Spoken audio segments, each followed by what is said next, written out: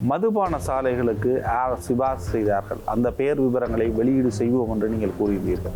அதனை இன்று வரைக்கும் நீங்கள் வெளியீடு செய்யாமல் இருக்கின்றீர்கள். இது உங்களுக்கு அரசியல் லாபம் தருகின்ற ஒரு விடயமா? இல்லை, நாங்கள் அதை கூற வேண்டிய கடப்பாடு இருக்கிறது.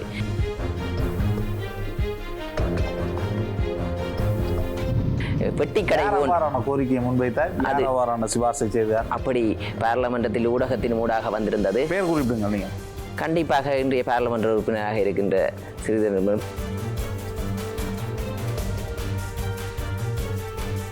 பழைய நாடாளுமன்ற முறைமைதான் தற்பொழுதும் தொடர்கின்றது. நாடாளுமன்றத்தில் மக்களுக்கான திட்டங்கள் ஆரோக்கியமான முறையில் விவாதிக்கப்படவில்லை. கண்டிப்பாக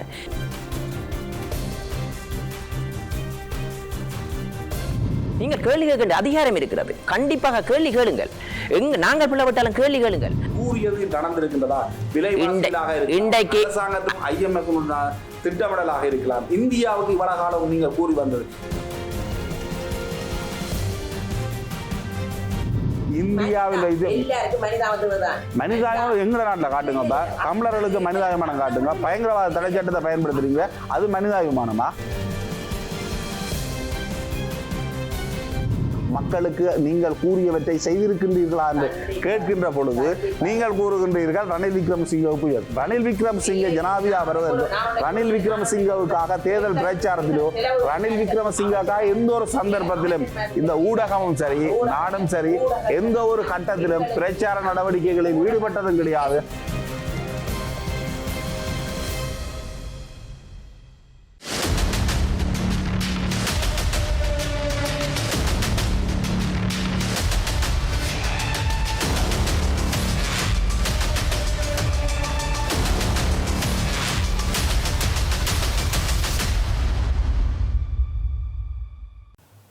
வணக்கம்.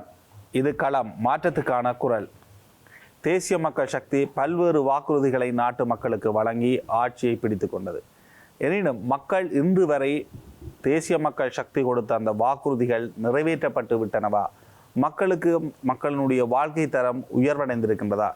இவ்வாறான விடயங்கள் தொடர்பில் பேசிக்கொள்வதற்காக தேசிய மக்கள் சக்தியின் யாழ் மாவட்டத்தில் நின்று தேர்தலில் வெற்றியடைந்த நாடாளுமன்ற உறுப்பினர் இளங்குமரன் அவர்கள் நம்ம இணைந்திருக்கின்றார். வணக்கம். வணக்கம். யாழ் மாவட்டத்தில் இப்படியான ஒரு வெற்றி கிடைக்கும் என்று நீங்கள் நம்பியிருந்தீர்களா? கண்டிப்பாக எங்களுக்கு இதுக்கு முதலும் வந்திருந்த நாங்கள் எங்களுக்கு ஜனாதிபதி தேர்தலுக்கு கணிசமான வாக்குகளை பெற்று தந்தார்கள் யாழ் மக்கள். ஏனென்றால் ஒட்டுமொத்த இலங்கையிலேயுமே சடுதியான அதிகரிப்பு வீதம் யாழ் மக்கள். அன்றைய தினமே கூறின இந்த பாராளுமன்ற தேர்தலில் கண்டிப்பாக பெரும்பாலான வாக்குகளை எங்களுக்கு பெற்று கணிசமான வாக்குகளுடன் யாழ் மக்கள் எம்மை பாராளுமன்றம் தெரிவு செய்வார்கள் என்று கூறியிருந்தோம் பல இடங்களில். ஏனென்றால் எங்களுக்கு தெரியும், மக்கள் என்பது தமிழ் மக்கள் என்பது எப்போதும் உண்மையின் பக்கம் நிற்பார்கள் என்று திடமான நம்பிக்கை ஒன்றிருந்தது. அதன் காரணமாக அன்றைய தெரிவித்திருந்தோம், இவ்வாறான பெரும்பான்மை ஆசனத்துடன் எம்மை பாராளுமன்றம் அளிப்பார்கள், நாங்கள் உண்மையின் பக்கம் நிற்போம்.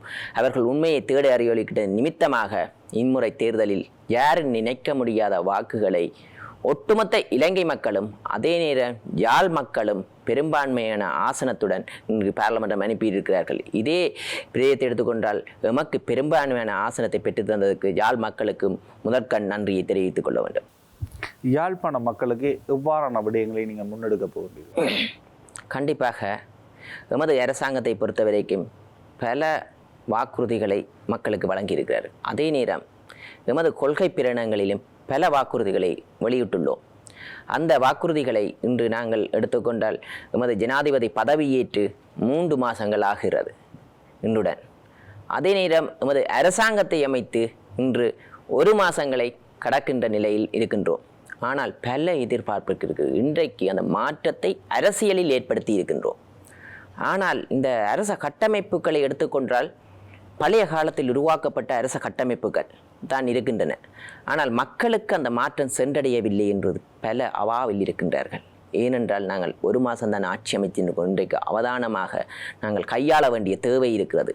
இதையும் நாங்கள் தலக்கணம் தூக்கி கொண்டு உடனடியாக இழுத்தான் விழுத்தான் பிரித்து விட்டு செல்வதற்கில்லை. நிதானமாக கையாண்டு பிரச்சனைகளை நிதானமாக தீர்க்க வேண்டிய பொறுப்பு இருக்கிறது.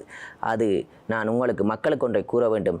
மக்களின் பிரச்சனையை வைத்து நாங்கள் அரசியல் செய்ய வரவில்லை. மக்களின் பிரச்சனையை நிவர்த்தி செய்யத்தான் வருகிறோம். எமது எதிர்பார்ப்பு யாழ் மக்களுக்கு கூறுகின்றோம், ஒரு 3 வருஷத்தில் 70% பிரச்சனைகளை தீர்ப்பதே எமது இலக்கு. அந்த இலக்கை நாங்கள் அடைவோம் என்று உறுதியாக கூறுகிறேன். மதுபான சாலைகளுக்கு யார் சிபாரிசு செய்தார்கள், அந்த பெயர் விவரங்களை வெளியீடு செய்வோம் என்று நீங்கள் கூறியிருந்தீர்கள். அதனை இன்று வரைக்கும் நீங்கள் வெளியீடு செய்யாமல் இருக்கின்றீர்கள். இது உங்களுக்கு அரசியல் லாபம் தருகின்ற ஒரு விடயமா? இல்லை, நாங்கள் அதை கூற வேண்டிய கடப்பாடு இருக்கிறது. ஏனென்றால் நாங்கள் உங்களுக்கு தெரியும், இதே கிளிநொச்சியில் இருந்து பாராளுமன்றம் சென்றவர்கள் பாராளுமன்றத்தில் கூறியிருந்தார்கள், கிளிநொச்சியில் கசிப்பு உற்பத்தி அதிகரிக்கின்றன. கசிப்பு உற்பத்தி அதிகரிப்பதால் எமக்கு பார் பெர்மிட்டுகளை தந்துதோமாறு பாராளுமன்றத்திலும் குரல் கொடுத்திருந்தனர். அதன் நிமித்தமாக பாராளுமன்றம் பெட்டிக்கடை கோரிக்கையை முன்வைத்தார், சிபாரிசை செய்தார். அப்படி பாராளுமன்றத்தில் ஊடகத்தின் ஊடாக வந்திருந்தது. பேர் குறிப்பிடுங்க நீங்கள். கண்டிப்பாக இன்றைய பாராளுமன்ற உறுப்பினராக இருக்கின்ற சிறிதர் பாராளுமன்றத்தில் கூறியிருந்தார். அது ஊடகத்திலும் வந்திருந்தது, நான் பார்த்திருக்கின்றேன். ஆனால் அந்த கோரிக்கை, அவர் கசிப்பு உற்பத்தி கிளிநொச்சியில் அதிகமாக இருக்கின்றது, பார் இல்லாததால் கசிப்பு, அதால் உயிர் சேதங்கள் ஏற்படுகின்றது கசிப்பு, அதனால் பார் தேவை என்ற ரீதியில் அவர் குரல் கொடுத்திருந்தார். ஆனால் இன்று நான் எடுத்து பார்த்தால் இன்று கிளிநொச்சி பிரதேசத்துக்கு பல இடங்களுக்கு போயிட்டு கசிப்பு மிக அதிகளவான பெட்டிக்கடை மாதிரி இருக்கிறது, பலசர கடை மாதிரி பார் இருக்கிறது, மக்களின் தொகைக்கு அதிகமாக இருக்கிறது. ஆனால் இந்த பார் வந்ததன் நிமித்தமாக கசிப்பு உற்பத்தி குறைந்திருக்கிறதா என்று பார்த்தால் அதிகரித்து தான் இருக்கிறது. அப்பாரென்றால் அதற்கான நிலை அவர் மாற்றேற்பாடாக அதை கேட்டிருந்தார். ஆனால் இன்றைக்கு அதுவும் இல்லை, எல்லாமே இருக்கின்றது, போதைப் பொருள் இருக்கின்றது, எல்லாமே கலந்த கலவையாக இன்றைக்கு வடபகுதி இருக்கு. அதை கண்டிப்பாக எதிர்வரும் காலத்தில் இல்லாமல் ஒழிப்போம். விலை குறைந்த அளவில் ஒரு மதுபான போத்தலை தயாரிக்க உள்ளதாக செய்திகள் வெளிவருகின்றது. கண்டிப்பாக இன்றைக்கு நான் ஒன்றை கூறுகின்றேன், எமது இயற்கை பானமான கள்ளு எடுத்துக்கொண்டால் உலகத்திலேயே சிறந்தது. இன்று அதை எவரும் கண்டுகொள்வதில்லை. அதை மெருகூட்டி தரமூட்டி நாங்கள் உலகத்துக்கு ஏற்றுமதி செய்ய வேண்டிய தேவை இருக்கிறது. அதன் நிமித்தமாக கண்டிப்பாக எதிர்வரும் காலத்தில் அவ்வாறான பானங்களை ஏற்றுமதி செய்து உலக உற்பத்தி தரத்துக்கு ஏற்ற வகையில் நாங்கள் நீங்கள் ஒரு போதையற்ற சமுதாயத்தை உருவாக்க போவது கிடையாது. போத்திலிருந்து கல்லுக்கு வர போறீங்க, அப்படியான ஒரு மாற்றத்தை தான் ஏற்படுத்த போறீங்களா? இல்லை, போத்திலிருந்து கல்லுக்கு வர வேண்டியில்லை. பனை உற்பத்தியில் பல உற்பத்தி பானங்கள் இருக்கிறது. இன்றைக்கு வெள்ளக்காரங்களிலிருந்து சொல்கிறார், உலகத்தில் வெள்ளக்காரன் வந்து எடுத்து சொல்கிறார், சுகர் இல்லாத போதை இதன் கல் சுகர் இல்லாது, வருத்தம் இல்லாது. அப்போ நாங்கள் பார்க்கின்றோம், அதை ஏற்பாடு செய்ய வேண்டிய தேவை இருக்கிறது. ஏனென்றால் இது ஏற்றுமதி பொருளாக இருக்கணும். இங்கே இருக்கிறோம். ஏன் சிபாரிசு செய்தவர்களுடைய பெயர் விவரங்களை வெளியீடு செய்ய முடியவில்லை? பாராருக்கு இருக்கின்றது, வெளியீடு செய்ய கண்டிப்பாக நாங்கள் அதை வெளியிடுவோம். ஏனென்றால் எமது அரசியல்வாதிகளோ சூட்சுமமான முறையில் எல்லாத்தையும் செய்திருக்கிறார்கள். அதற்கான விசாரணை நடைபெற்றிருக்கிறது. மதுபான சாலைகள் புலம்பெயர் தேசத்திலும் இருப்பவர்களிடம் உரிமை உள்ளது, அதை விசாரித்து கொண்டிருக்கிறோம். ஏனென்றால் இது எமக்கு தெரியும், சிபாரிசு ஜனாதிபதி செயலகத்தில் அவ்வாறான ஒரு ஆவணம் இருந்து காணாமல் சென்றால் அவரை கைது செய்து விசாரணை செய்ய முடியாதா? கண்டிப்பாக அது ஒரு பூதாகரமான பிரச்சனை. அதற்கான விசாரணைகள் நடைபெற்று வந்து எதிர்வரும் காலத்தில் இதற்கான நடவடிக்கை எடுப்போம். புலம்பெயர் தேசத்தில் இருக்கின்றனர், உரிமையாளர்களும் இருக்கின்றனர். அந்த உரிமையாளர் புலம்பெயர் இருக்கின்றவர்கள் மதுபான சாலையின் உரிமையாளர்கள். ஆனால் இந்த சிபாரிசு கடிதம் இருக்க வேண்டியது நிதி அமைச்சில் இருக்க வேண்டும், ஜனாதிபதி செயலகத்தில் இருக்க வேண்டும், அல்லது மதுவரி திணைக்களத்தில் இருக்க வேண்டும். நாங்கள் ஜனாதிபதியை பதவியேற்றது போது அதற்கு முதல் நிர்வாகம் செய்தது யாரு? யாரிடம் சிபாரிசு லெட்டரை கொடுத்திருக்கிறார்கள்? அது திருடப்பட்டுள்ள, அதான் விசாரணை நடைபெற்றுக் கொண்டிருக்கிறது. ஜனாதிபதி செயலகத்தில் இருக்கின்ற ஒரு ஆவணம் திருடப்பட்டதாக இருந்தால் ஏன் அதனை உடனடியாக கைது செய்து விசாரணை செய்ய இல்லை? அதுக்கான நடவடிக்கை எடுக்கப்பட்டு கொண்டிருக்கிறது. ஏனென்றால் உரிமையாளர்களிடம் விசாரணை நடைபெறுகிறது. அந்த விசாரணை நிமித்தம் எதிர்வரும் காலத்தில் அதற்கான யார் சிபாரிசு செய்தார்கள், உங்களுக்கு வேறு விதமான அழுத்தங்கள் காரணமாகத்தான் இந்த விடயத்தை நீங்கள் வெளியீடு செய்ய அவ்வாறு எமக்கு பொதுவாக அதுதான் அவ்வாறான குற்றச்சாட்டை செய்பவர்கள் யார் என்று தேடி பாருங்கள். முதல் எஸ்டியை பாதுகாப்புடன் திரிந்தவர்களும் அவர்கள் தனது அரசியல் லாபங்களுக்காகவும் இந்த மதுபான இந்த சிபாரிசு விடயத்தில், மதுபான சாலைகளுக்கான சிபாரிசு விடயத்தில் மிக அதிகளவாக குரல் கொடுக்கின்றவர் முன்னாள் நாடாளுமன்ற உறுப்பினர் சுமத்ரன் அவர்கள். ஸோ அதுகளுக்கு ஏனென்றா போட்டித்தன்மையாக இருக்கின்றது. அவர்கள் நினைக்கின்ற அரசியல் கட்சிகளுக்குள்ளேயே போட்டித்தன்மையால் தான் வரவில்லை, இது இவற்ற பேர் இருக்குமோ என்ற ஐயப்பாட்டில் அவர் அதிகளவாக குரல் கொடுக்கின்றார். ஆனால் நாங்கள் ஒன்றை கூறுகிறோம், இது அரசியல் நோக்கத்துக்காக நாங்கள் எதையும் வெளியிடவில்லை, இது சூட்சுமமான முறையில் மறைக்கப்பட்டுள்ளது. அந்த அவர் ஒரு நக்கலாக கூறுகின்றார், நீங்கள் பெயர் பட்டியலை வெளியிடுகின்றீர்கள், யார் யாருக்கு மதுபான சாலைகள் இருக்கின்றது என்பது. இது சாதாரண மதுபான சாலையில் மேல் போய் பார்த்தாலே கண்டிப்பாக முன்னைய காலத்தில் அவர் பாதுகாப்புடன் திரிந்தார், மக்களுக்கு பயந்து. இங்கே வரும்போது நாங்கள் இன்று எமது அமைச்சர்கள் சென்ற இடங்களில் பாருங்கள், ஒட்டு பாதுகாப்பும் இல்லை. மிக இலகுவாக தெரிகிறார். நாங்கள் எப்போதும் மக்கள் பக்கம் நிற்போம். கண்டிப்பாக இதற்கான ஆதாரங்களை தேடி இன்றைக்கு விசாரணை நடைபெறுகிறது. அதுக்கான விசாரணை விமல் தொடரும் சொல்லி அதுக்கான விசாரணை நடைபெற்றுக் கொண்டிருக்கிறது. ஏனென்றால் எதையும் உடனடியாக கூற முடியாது. ஆதாரம் ஒரு மதுபான சாலைக்கு யார் சிபாரிசு செய்தார் என்பதை இந்த அரசாங்கம் கண்டுபிடிப்பதற்கு மிக நீண்ட காலம் எடுக்குமாக இருந்தால் ஊழல் முறைகேடுகள் தொடர்பில் எத்தனை வருடங்களில் இன்னும் எடுக்க போகும்? கண்டிப்பாக இதற்கு முதல் இருந்தது சிபாரிசு லெட்டரை யார் எடுத்து ஒழித்தார்கள். இதுக்கான விசாரணை அதுகள் எதிர்த்திடும் மக்களுக்கு கண்டிப்பாக இதை வெளிப்படுத்துவோம் என்று இந்த இடத்தில் கூறுகிறேன். ஏனென்றால் நாங்கள் ஆட்சி அமைத்து 1 மாசங்கள் ஆகிறது. அரசாங்கத்தை ஜனாதிபதியாக செயலகத்தில் அதான் 1 மாசம். சரி, ஜனாதிபதி பதவியேற்று 3 மாசம். அதற்கு பிறகு உடனடியாக இல்ல ஜனாதிபதி பதவியேற்றத்துக்கு பொறுப்பானவர் இல்ல நான் சொல்றேன் நியமிக்க வேண்டும். இது உங்களுக்கு தெரிந்த ஒரு கட்டமைப்பு. இந்த ஊடகத்தை மெருகூட்டும் போது எவ்வளவு காலத்துக்கு மெருகூட்டி கொண்டு வருவது. உலகம் முன்னேறிய விதத்தை பாருங்கள், எவ்வளவு காலம் சென்றிருக்கிறது. ஆனால் இந்த 76 ஆண்டுகளாக பல சிக்கல்களை உருவாக்கி வைத்து சென்றிருக்கிறார் மக்களுக்கிடையில். பல மிக நீண்ட காலமாக இந்த 76 வருட ஆட்சி பிழை என்று கூறித்தான் வந்தோம்.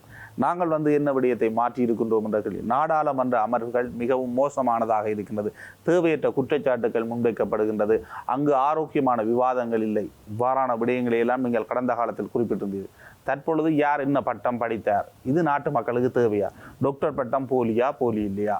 சபாநாயகர் பதவி விலகிறார். ஏன் அந்த பட்டத்தை அவரால் நிரூபிக்க முடியவில்லை என்றால் அப்படிப்பட்ட ஒரு பட்டத்தை அவர் இன்னத்திற்காக போட்டு சபாநாயகர் ஆனார். சபாநாயகர் பதவியில இல்லை. இது அவரால் போடப்பட்ட பட்டம் என்று இல்லை, அது மக்களால் உருவாக்கப்பட்டது. அவர் 89ஆம் ஆண்டு ஜப்பானுக்கு சென்றிருந்தார். இந்த யுத்தம் காரணமாக ஜேவிபி அன்றைய காலத்தில் இல்லாத ஒழித்த சமயம் ஜப்பானுக்கு சென்றிருந்தார். அவரது குடும்பம் ஃபேமிலி எல்லாமே டாக்டர் மருத்துவர்கள். ஜப்பானில் அவரும் மருத்துவர் படித்திருக்கிறார். பட்டத்தை பெற்றிருக்கிறார். 94ஆம் ஆண்டு பட்டம் நிறைவு செய்திருக்கிறார். 94க்கு பிறகு அவர் அங்கே இருந்து பட்டத்தை பெற்றுவிட்டு அப்படியே வந்துவிட்டார். அன்றைய காலத்தில் டிஜிட்டல் தொழில்நுட்பம் இல்லை, பதிவில்லை. அவற்றை பிள்ளைகள் ஜப்பானில் இருக்கிறார். அப்போ அவர் பிள்ளைகளுக்கு கூட அந்த தரச்சான்றிதழை பெறுவதற்கு அவர் விண்ணப்பித்திருந்தார். விண்ணப்பித்த சமயம் அவர்கள் யூனிவர்சிட்டியில் சொல்லியிருக்காங்க, நீங்கள் நேரடியாக வர வேண்டிய தேவை இருக்குது. ஏனென்றால் தொழில்நுட்பம் இல்லாத காலத்தால் இது உடனடியாக தர முடியாது. 2005க்கு பிறகுதான் தொழில்நுட்பத்தை டிஜிட்டல் ஆக்கி இருக்கிறோம் அந்த சர்டிஃபிகேட்டில். அதன் காரணம் அவங்கள படித்ததுக்கான அத்தாட்சி பத்திரங்கள் இதுகள் ரிசீட்டுடன் அங்கே வருங்க. இப்போ ஜப்பான் சென்றிருக்கிறார். அங்கே அதை பெற்றுவிட்டு வருவார். இது எங்களுக்கு தெரியும். சபாநாயகர் பதவியை வகிப்பதற்கு மருத்துவ பட்டம் படிப்பு தேவையில்லை, எந்த பட்ட படிப்பு தேவையில்லை. சான்றிதழ் இல்லாமல் அந்த பட்டத்தை போட்டா தவறா சரியா? சான்றிதழ் இருக்கின்றது. நிரூபிக்க முடியாத ஒன்று நிரூபிக்க முடியாத இதை நிரூபிக்க சொன்னா கவர்மெண்ட்ல வேலை தருவாங்களா? இல்ல இதுல அதுல எந்த இதுக்கும் தரச்சான்றிதழை பார்லமெண்ட் உறுப்பினர் கேட்கவில்லை. ஒன்லைனில் பதிஞ்சிருக்கு. அந்த ஒரு இஷ்யூ தான் சரியா. உடனடியாக அதற்காக அவர் பதவியை விலகிவிட்டு எந்த உறுப்பினரும் இதுவரை காலம் இவ்வாறு பதவியை விலவியதில்லை. சர்டிபிகேட் இல்லை என்ற நிரூபித்திருக்கலாம். ஆனால் இருந்திருக்கலாம். அங்கே சர்டிபிகேட் கோர்ட்ஸில் போட்டு இல்லை. எந்த பார்லமெண்ட் உறுப்பினருக்கும் எந்த தகுதியும் தேவையில்லை. ஆனால் அவர் மக்களால் தெரிவு செய்யப்பட்ட பிரதிநிதி, அந்த வகையில் அவர் இருந்திருக்கலாம். ஆனால் அவர் உடனடியாக அந்த பெரிய பதவியை நாங்கள் அழுத்தம் பிரயோகிக்கவில்லை.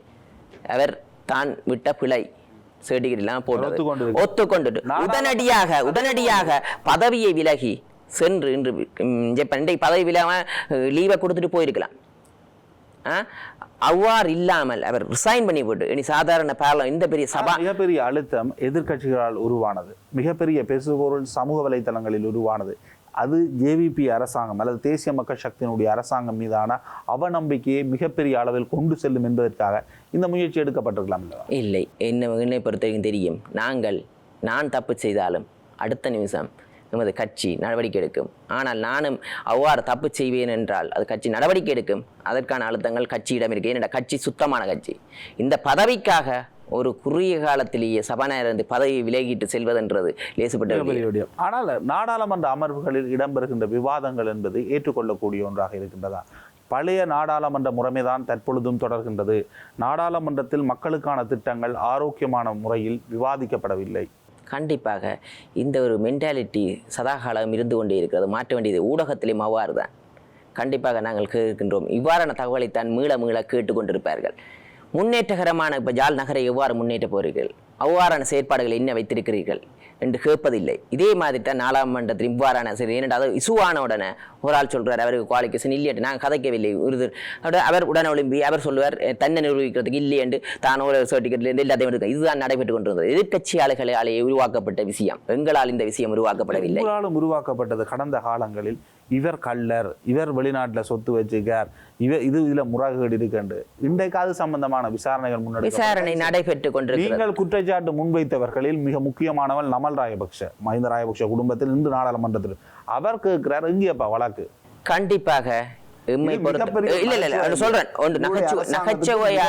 அழுத்தமாக இல்லையா இல்ல நான் சொல்றேன், நாங்க சொல்றதை கேளுங்க. நீங்களே கேள்வி கேட்டு கொண்டிருக்கிறேன், நான் கேள்வி கேட்கிறேன், சொல்கிறேன் பதில் சரியா. ஒன்று நான் சொல்லுகிறேன், இந்த குற்றங்கள் நடைபெற்றுள்ளன, மக்களின் பணம் திருடப்பட்டிருக்கிறது. இன்று அரசு நிறுவனத்திலும் அரசு அதிகாரிகளின் மீது பல குற்றச்சாட்டுகள் இருக்கின்றன. ஆனால் அந்த குற்றச்சாட்டுகள் எல்லாமே தீர விசாரித்து உண்மையாக போட வேண்டிய தேவை இருக்கிறது. ஏனென்றால் அவர் ஃபைல் எடுத்து டீட்டெயில் எடுத்து இங்கே சொத்து இருக்குன்னு ஆராய்ந்து கொண்டிருக்கிறோம். இதையும் ஒரு நாளில் தூக்கி போட்டுட்டு அடுத்த நாள் வெளியில வர்றதுக்கு நாங்கள் விட போறது இல்லை. போனால் உள்ளதான். இன்றைக்கு எம்மது அரசாங்கத்தை பயந்து வரி கட்டுவதற்கு கியூல நிக்கணும் தானே. இன்றைக்கு அலோசியஸ் உள்ளதானே, சீல் வச்சிருக்கேன் தானே. வழக்கு முதலே போடப்பட்ட வழக்கு முதலே போட்டு இப்ப உலகெல்லாம் பின்னுக்கு தான் தள்ளி போட்டது. பயம் இல்லாத தெரிஞ்சவர் தானே. இன்றைக்கு ஜெயில உடனே என்ன நடந்திருக்குது, சீல் வச்சாச்சு. இதுக்கு ஜோன்சன் பெர்னாண்டோ அவர்கிட்ட பார் கோட்டையை கட்டிட்டார் தானே. இப்ப நாங்கள் ஒரு வருஷத்துல சேவிக்க வேண்டிய வரியை இன்றைக்கு கிருகிரண்டு கியூலண்டு கட்டினோம். என்ன காரணம்? இதுவரை காலம் அரசியல் அழுத்தத்தில் அரசியல்வாதிகளுக்கு கமிஷன் கொடுத்து கொண்டிருந்தார்கள். இந்த முதலைகள் பெரிய அரசியல் முதலைகளாக இருந்த இன்றைக்கு அரசியலுக்கு இதுக்கு முன்னா தொடர்பு துண்டிக்கப்பட்டுள்ளது. நாங்கள் எவருக்கும் சலுகைகளுக்கு செய்ய போறதில்லை. எமக்கு பெரிய பணக்காரர் என்று அவரிடம் காசை பெற்றுட்டு அவருக்காக பக்கச்சார்பாக இருக்க போறோம். கண்டிப்பாக எதிர்வரும் காலத்தில் நாங்கள் நியாயபூர்வமான இதயபூர்வமாக நாட்டுக்கு பங்கம் பெறாத வகையில், நாட்டு மக்களுக்கும் பங்கம் பெறாத, எதிர்கால சந்ததிக்கும் பங்கம் பெறாத முதலீடுகளை நாங்கள் புலம்பெயர் தேசத்திலிருந்து எதிர்பார்க்கிறோம். ஒருத்தர் இருக்கக்கூட சகல புலம்பெயர் தேசத்திலும் அவர்கள் ப்ராஜெக்ட்களை கொண்டு வந்தாங்க. நாங்கள் வடபகுதியை டெவலப் பண்றதுக்கான நடவடிக்கை அரசாங்கத்தில் ஒத்துழைப்பை தருகிறோம். இனி நான் இவர் அவற்றியால் என்று நாங்கள் ஆனால் நீங்கள் கூறிய குற்றச்சாட்டுகள் முன்னாள் ஜனாதிபதி, முன்னாள் பிரதமர்கள், முன்னாள் அமைச்சர்கள் மீது அவர்கள் இதுவரையும் கைது செய்யப்படவும் இல்லையே. அந்த வழக்குகள் தொடர்வதாக எந்த விதமான ஆதாரபூர்வங்கள் இப்பத்தான் நீங்கள் தேடுகின்றீர்கள் என்றால் இதற்கு முன்னர் நீங்கள் கூறிய குற்றச்சாட்டுகள் ஆதாரபூர்வம் அற்றவையா? கண்டிப்பாக அதற்கான ஆதாரங்கள் சில கேஸுகள் எல்லாம் நீதித்துறையில் ஒப்படைத்து வழக்கு நடந்தது. அதை பிற்போட்டிருந்தார்கள். இப்போது அந்த நடவடிக்கையை துரிதப்படுத்தியிருக்கிறோம். ஒரு நாளால் நீதியை நிலைநாட்ட முடியாது. அதற்கான விசாரணை எடுத்து எதிர்வரும் காலத்தில் கண்டிப்பாக எமது முழுமையான ஆதாரங்களுடன் எங்கெங்க இன்னும் இருக்கின்ற ஆதாரங்களுடன் மக்களுக்கு வெளிப்படுத்தி அவர்களுக்கான தண்டனை உறுதி. மக்களின் பணத்தை திருடியவர்களுக்கு கண்டிப்பாக தண்டனை உறுதி எமது அரசாங்கத்தில். அது அவர்களுக்கும் தெரியும். அதனால் தான் பயத்தில் இருக்கின்றனர். அது யார் என்று எங்களை கட்சியில் தாண்டி இருந்தாலும் அவருக்கு தண்டனை உறுதி. நாங்கள் கண்டிப்பாக சுயமாக அந்த அரச கட்டமைப்பை இயங்க வருகிறோம். நாங்கள் சிஸ்டத்தில் வேலை செய்ய ஆசைப்படுகிறோம். எங்களோட கட்சியின் பேரில் தலையை போடுறதுக்கு ஆசைப்படலை. எந்த வேலை திட்டமும் பாருங்கள், பாதை திறப்பு விழாவிலும் ஆளுநரின் வேண்டுகோளுக்கு நாங்கள் தான் விட்டோம். எந்த அரசு அதிகாரிகளும் அழுத்தம் பிரிவித்திருக்கிறோம் என்று கேளுங்கள். இன்றுதான் அவர்கள் சுயமாக. யாழ்ப்பாண மாவட்ட செயலகத்தில் தொடர்ச்சியாக பல கூட்டங்கள் இடம்பெறுகின்றது. அரசியல் அழுத்தம் ஒன்று இருப்பதான உணர்வுகள் ஏற்படுத்துகின்றது. மிகப்பெரிய ஒரு உள்ளக குழப்ப நிலை வெளிப்படுகின்றது. நீங்கள் இல்லை என்று மறக்கின்றீர்களா? மறக்கின்றோம். என்ன அரசியல் அழுத்தம் பிரிவித்திருக்கிறோம்? ஒவ்வொருவருடைய தலைமையில் ஒவ்வொரு கூட்டங்கள் இடம்பெற்றிருக்கின்றது. எப்போது? கடந்த மாதம் என்று நினைக்கின்றேன் ஒரு கூட்டம் இடம்பெற்றது. உங்களுடைய தலைமையில் கூட ஒரு கூட்டம் இடம்பெற்றது. சந்திரசேகரன் தலைமையில் ஒரு கூட்டம் இடம்பெற்றது. கண்டிப்பாக அது அனைத்தமே ஒரு பாராளுமன்ற உறுப்பினராக இருந்து கொண்டு மக்கள் 32,000 வாக்குகளை பெற்றிருக்கின்றனர். அப்போது அரச கட்டமைப்பை சீராக இயங்குவதற்கு எம்மால் என்ற உதவிகளை செய்ய வேண்டிய கடப்பாடு எமக்கொன்று. அந்த இடத்தில் அரசு அதிகாரிகளிடம் போய் கலந்தாலோசித்து நிலைமைகளை விசாரிக்க. நாங்கள் வீட்டில் படுத்திருப்பவர்கள் இல்லை. ஒரு பாராளுமன்ற உறுப்பினர் என்ற வகையில் நாங்கள் வீட்டில் படுத்திருக்க வரவில்லை. மக்களிடம் செல்ல வேண்டிய தேவையும் இருக்கிறது. எங்களது சுயநலத்துக்காக அங்கே சென்றவர்கள் இல்லை. நாங்கள் அனர்த்தம் ஏற்பட்ட போது நாங்கள் அந்த இடத்துக்கு சென்று அவர்களுடன் கலந்தாலோசித்தோம். அனர்த்தம் சம்பந்தமாக இவ்வாறான எடுத்த நடவடிக்கைகளை பாருங்கள். அதிகளவான மழை வீழ்ச்சி ஏற்பட்டிருக்கிறதான ஓரளவு பாதிப்பு சருதியாக முந்தைய நிசா புயலை விட இந்த முறை பாதிப்பு ஓரளவு குறைவு. ஆனால் அதுக்கான முன்னாயத்த பணி இந்த நடவடிக்கை எடுக்க முதலே நாங்கள் கரையோர பிரதேசங்களில் இல்லாடம் சென்று வாய்க்கால்களை சென்று பார்த்து தடங்கள் பட்டிருந்த வாய்க்கால்களை கிளியர் பண்ணியிருந்தோம். ஆனால் இலங்கை இந்த முறைதான் அதிகளவான மழை வீழ்ச்சி பதிவாகியிருக்கிறது.